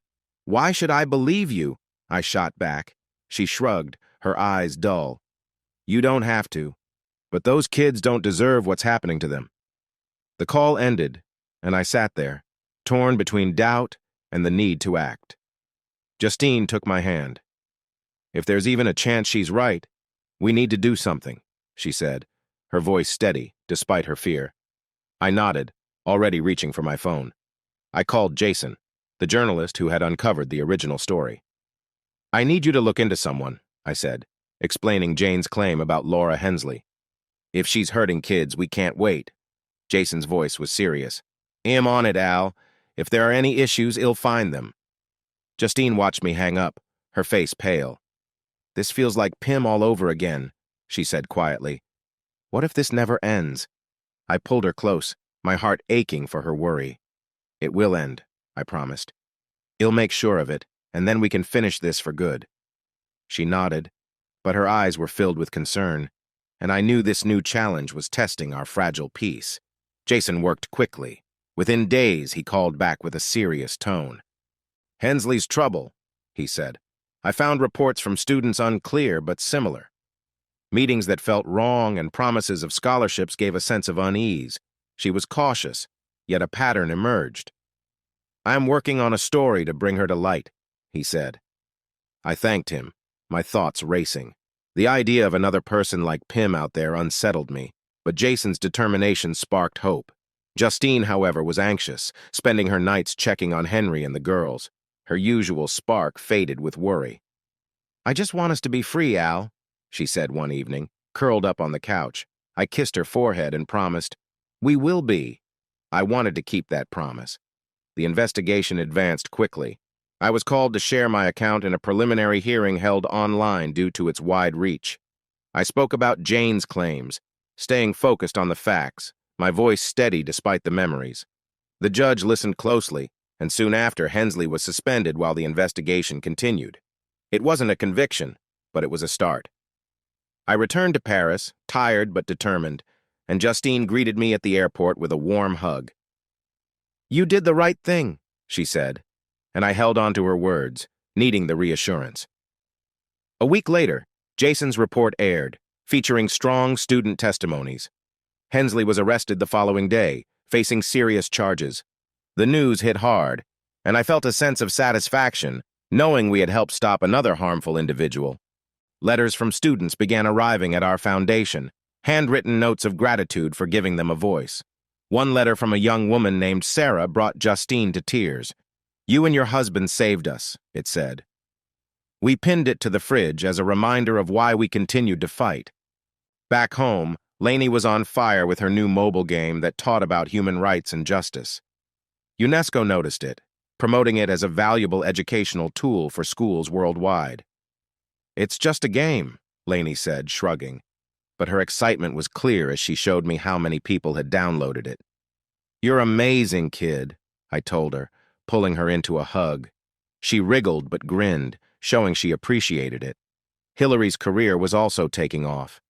She held her first solo art show at a small gallery in Paris, featuring her bright paintings of Santorini and the Seine. 5 pieces sold on the opening night, and she came home with a check, eyes wide in disbelief. "People actually like them, Dad," she said, amazed.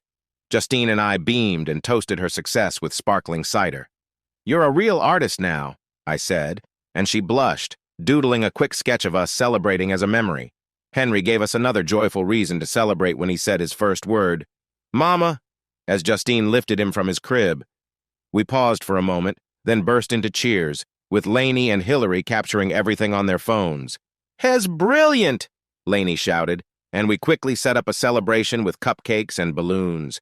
Justine chuckled, her eyes shining for the first time in weeks, and I felt the stress from Pim and Hensley ease up, if only a little.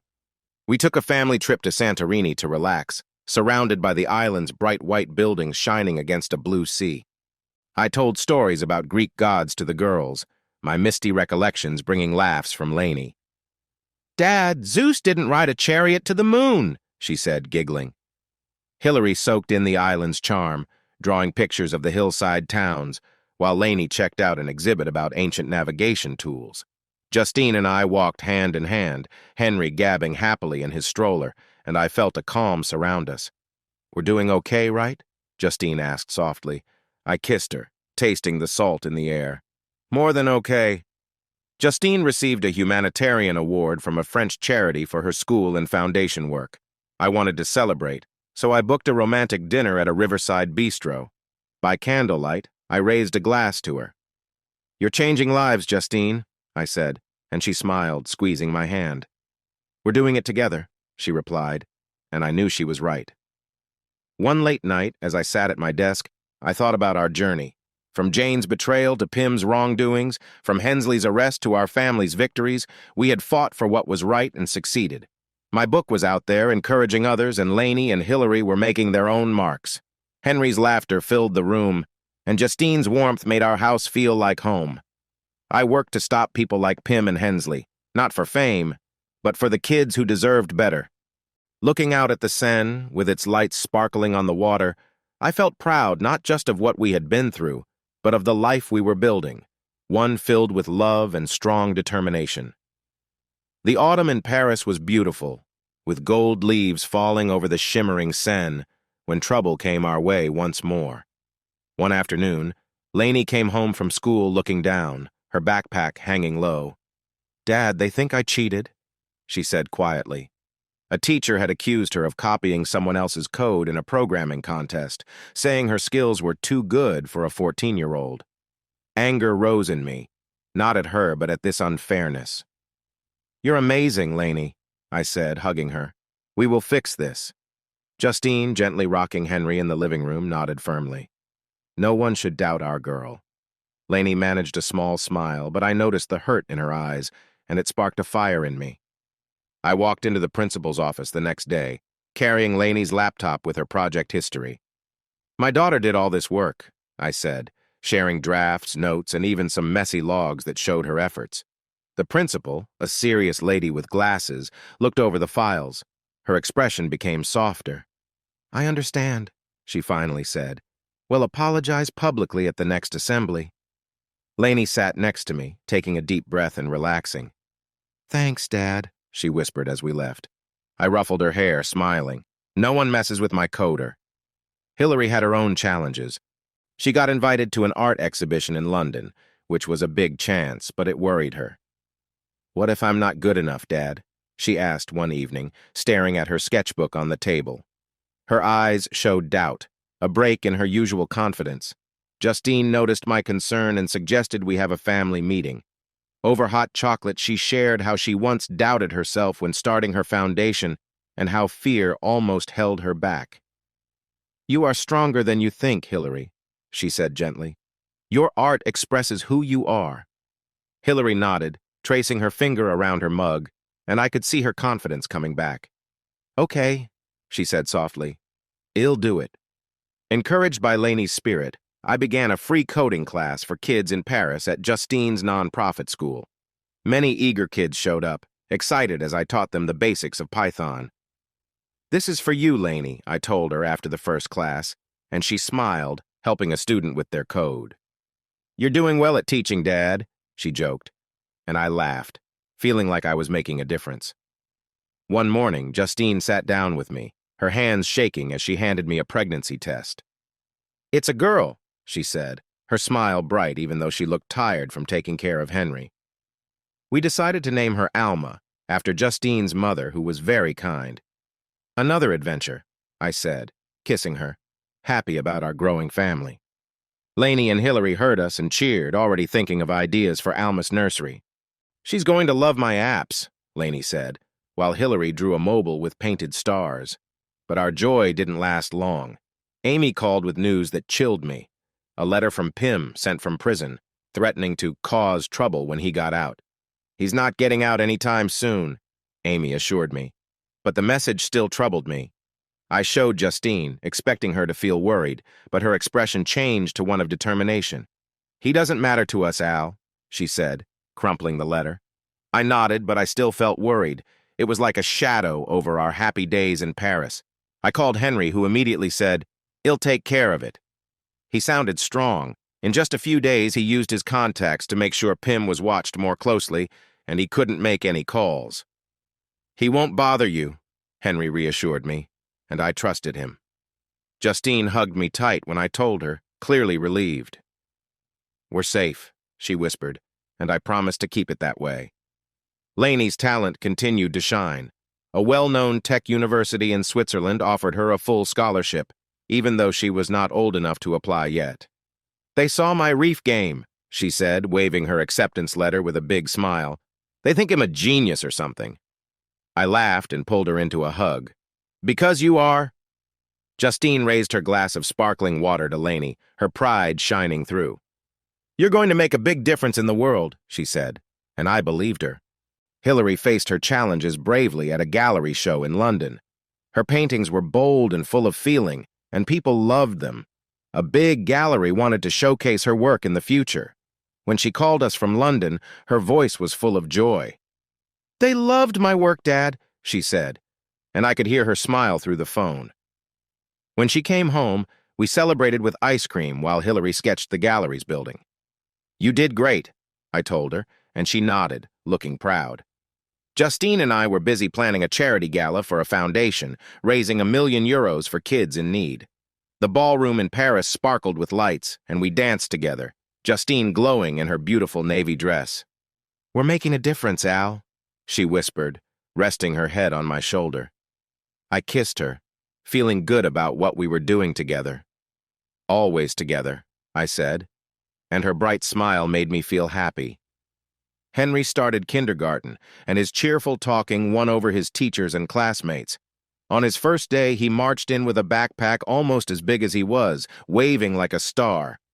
Has a charmer, Justine said, laughing as we watched him head toward the slide. Lainey and Hillary took turns picking him up after school and teaching him to count in French. I felt amazed at how our family was growing, each part fitting together nicely. We decided to take a vacation in Tokyo, where the bright lights and busy streets were an exciting change from Paris. Lainey was thrilled at a robotics museum, asking engineers lots of questions about AI, while Hillary sketched cherry blossoms in a beautiful park.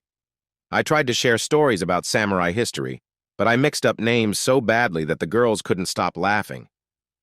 Dad, you're silly, Lainey said, and Justine held my hand, her eyes sparkling with joy. You're adorable when you try, she joked, and I quickly kissed her, while Henry giggled in his stroller.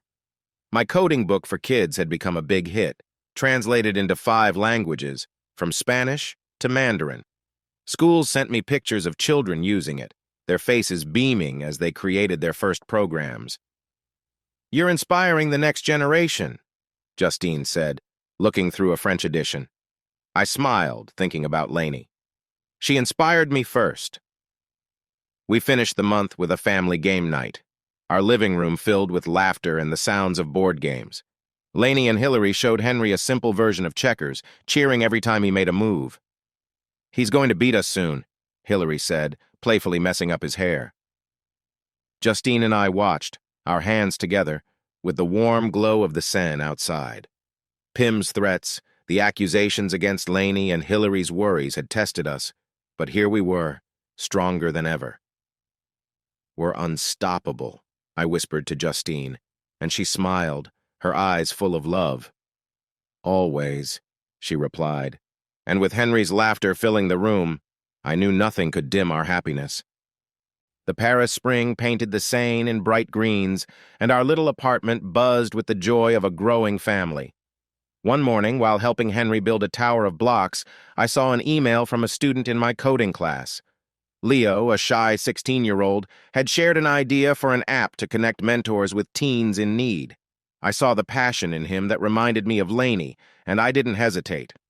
"I'm in," I told him over coffee at a nearby cafe, and he looked at me in disbelief. "You're going to make a difference."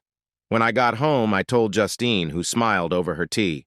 "You're a venture capitalist now, Al?" she teased. I laughed, feeling excited like I hadn't since my days at Pristine Software. "Just supporting the next generation," I replied, and she smiled in approval. Lainey was already leading that generation. She had launched an app focused on climate change education, filled with fun lessons about carbon footprints and renewable energy. Schools around the world quickly adopted it, and one day she came home with a tablet, excitedly showing me how it was being used in classrooms from Tokyo to Toronto. "It's not a big deal," she said, shrugging, but the smile on her face told another story. "Not a big deal," I replied, pulling her into a hug. "You're teaching kids to care for the planet?" Justine, holding Henry, kissed Lainey's forehead. "You're amazing," she said, and Lainey blushed with pride. Hillary and Emily teamed up again, creating a large painting for a charity auction in Paris. Their artwork, a mix of Emily's bright colors and Hillary's gentle landscapes, was a standout, raising a good amount for our foundation. The art world was buzzing, with critics calling Hillary a rising star. When she came home, she was bright and excited, holding a review that praised her emotional depth. "Aunt Emily's the real genius," she said, but I shook my head and hung the article on our fridge. "You're both amazing," I said. Emily, who was visiting for dinner, raised her glass to mine with a smile. "Family talent, Al." Justine's pregnancy made us all a bit anxious, but when Alma was born healthy and with a head of dark hair like her mother's, our apartment filled with joy. We celebrated with a party, our living room decorated with balloons and pastries. Lainey and Hillary lovingly cared for their new sister. Henry, who was not yet 3, gently touched Alma's tiny hand and said, "Baby!" Justine, glowing despite being tired, laughed as I tried to change a diaper. "You're getting better at this, Al," she said, and I smiled, giving her a quick kiss. Practice makes perfect. The girls hung a new painting above Alma's crib, a soft watercolor of our family under a starry sky, and I felt our home grow warmer. I began writing my 3rd book, this one about fatherhood, inspired by Lainey's determination, Hillary's kindness, Henry's curiosity, and Alma's bright spirit. Late at night, I worked at my desk, sharing stories of diaper mishaps and family game nights, mixing in lessons about love and strength. Justine read a draft, her eyes getting misty. "This is us, Al," she said, cuddling up next to me. Every messy, beautiful moment. I kissed her, feeling as though the words were a love letter to our life. One morning, Henry surprised me by walking over to my laptop and tapping on a coding game I had created for my classes. At 3, he was already moving blocks to make a virtual fish swim, with giggles filling the room. "How's coding, Dad?" Lainey said, half laughing, half amazed. I stood there in shock for a moment before picking him up. "You're going to be better than me soon, buddy," I said, and Justine, watching from the couch, laughed. "Like father, like son," she teased, and I felt a rush of pride for my little techie.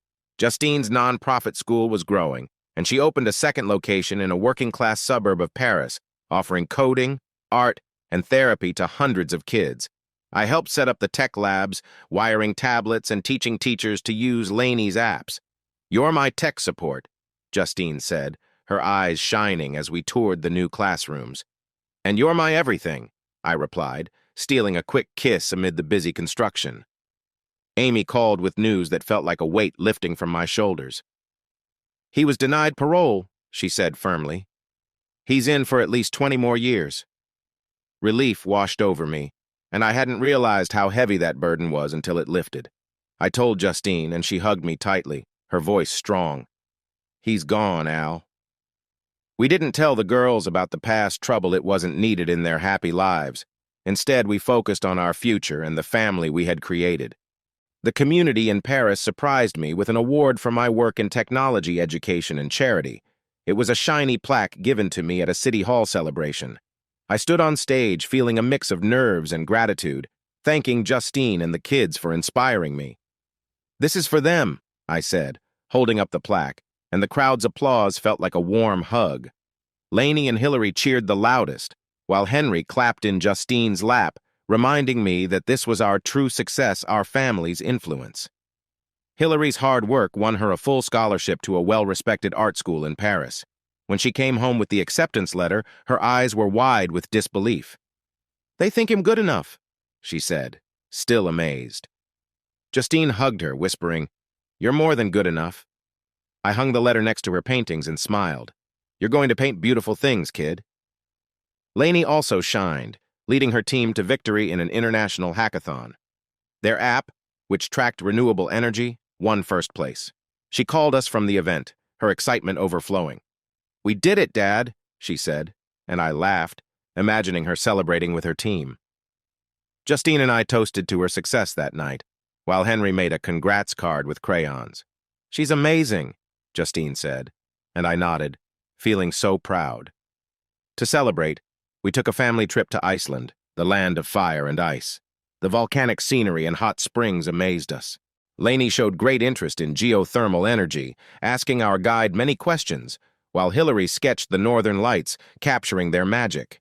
I attempted to share Viking history, making mistakes that had the girls laughing. Dad, just stick to what you know, Lainey teased, while Justine laughed, her arm around me as Henry played in a warm pool. You're silly, she said, giving me a kiss, and I smiled, stealing another kiss under the northern sky. For our 6th anniversary, Justine and I had a special dinner, just the two of us, at a Reykjavik restaurant. Over delicious seafood, we toasted to our journey from Tahiti to Paris, from struggles to successes. 6 years, and he'd choose you every time, I said, tapping my glass against hers. Her smile lit up the room. Here's to forever, she replied, and I felt like the luckiest man in the world. Then Gloria called with exciting news. Our company, Pristine Software, had gone public, and its value had doubled overnight. Elysium 2.0 is a success, she said proudly. You created something special, Al. I thanked her, but my heart was with my family. Pristine was part of my past. Justine, the kids, and our shared life were my future. One calm evening, while Alma slept and Henry played with blocks, Justine and I relaxed on the balcony, looking at the sparkling Seine below. 4 kids feels just right, she said, holding my hand. No more, right? I chuckled and nodded. Lainey, Hillary, Henry, Alma, that's our family. Together we gazed at the city lights, happy with the life we had made. The doubts of the past were gone, replaced by love, laughter, and a bright future. When we heard Henry giggle, I squeezed Justine's hand, feeling ready to face anything together. The Paris sun filled our Saint Germain apartment with a warm glow. The walls displayed Hillary's paintings and family photos, showing our journey.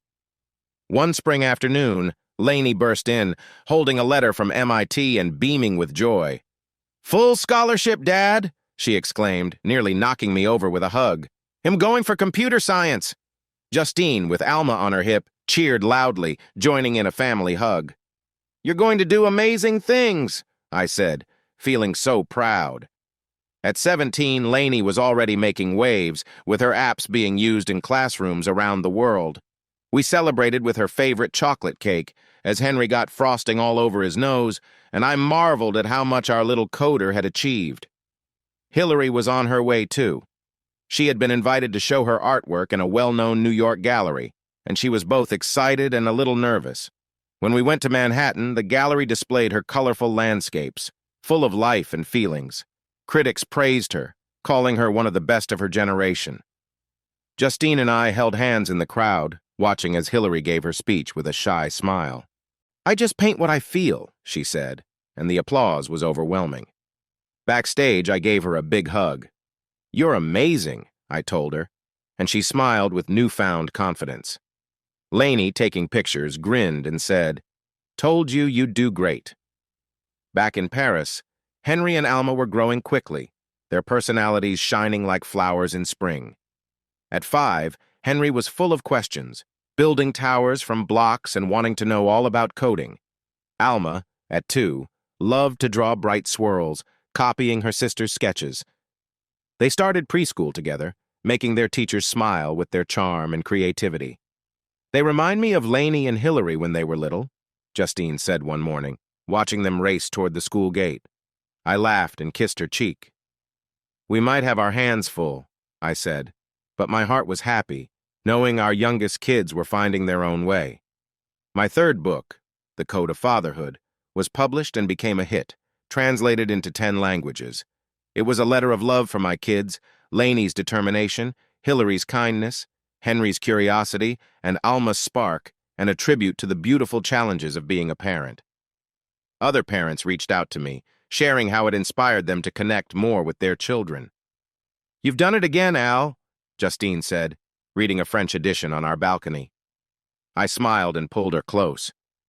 "You're my inspiration," I said, and her laughter was a song I would always cherish.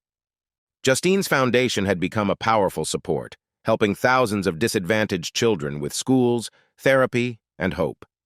She opened a third branch in Africa, her vision reaching across the world. I helped with the technology, setting up online classrooms, but it was her passion that made it happen. "We're giving them a future," she said one evening, reviewing funding reports. I kissed her forehead. "You're giving them everything," I said, amazed by her strength. A call from Amy brought closure to our past. "Pim's gone," she said plainly. "He passed away in prison illness." I leaned back, the news settling in like dust after a storm. Justine, who had overheard, squeezed my hand. "It's really over now," she said, and I nodded, feeling lighter. Pim's shadow, which had lingered over us with threats and fears, was gone. Later, we found out Jane had been released after her 15-year sentence and was living quietly in a small American town. She never reached out to us, and we did not wish to know more. Our life was here, now, free from their past. Justine and I decided to retire early. Our foundation and investments provided us the freedom to focus on family and travel. "No more startups or courtrooms," I told her, smiling as we planned trips over coffee. "Just us and the kids." She laughed, her eyes sparkling. "Sounds like paradise." We were ready for a new chapter, one filled with sunsets and laughter. The Williams family came together for a big reunion in Paris. Our apartment filled with Emily, Flora, Angela, and their kids. The sun glimmered outside as we shared meals, laughter, and stories.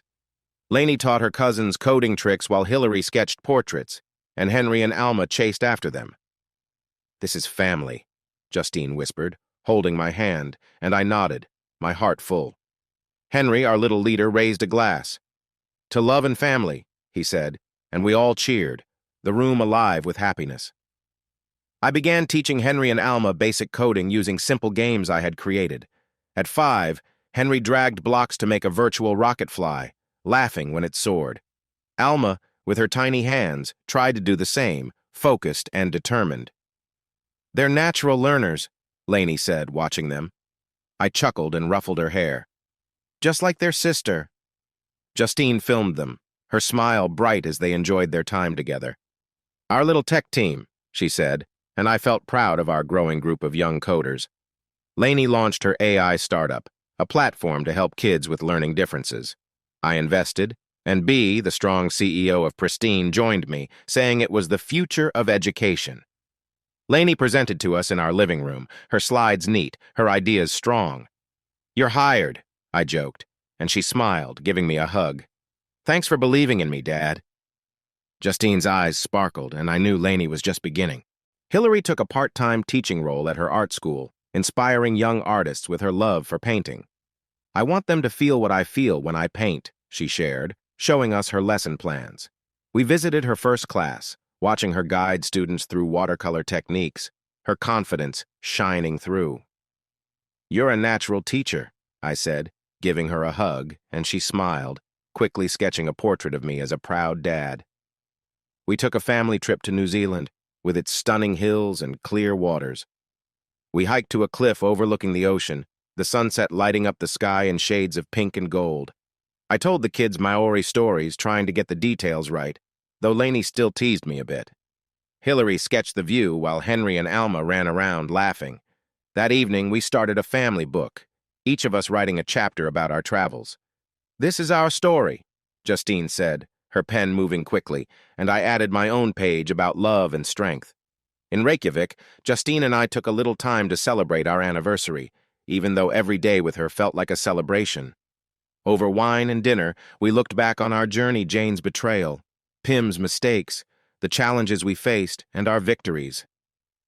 "You saved me," I said quietly. She shook her head, her eyes warm. "We saved each other, Al." I kissed her, and for a moment it felt like the whole world disappeared, leaving just us and our love through all our struggles. On our last night in New Zealand, we stood on that cliff again, holding hands as the stars came out. Lainey was heading to MIT, Hillary was becoming a respected artist, and Henry and Alma were our bright future. Justine was my everything. We had built a life from difficult times. "We did it," I whispered to Justine, and she squeezed my hand, her smile brighter than the sunset. "We found happiness," she said. As our kids laughed, their voices carried on the soft breeze. I knew this was it, a perfect ending, a family forever united by love.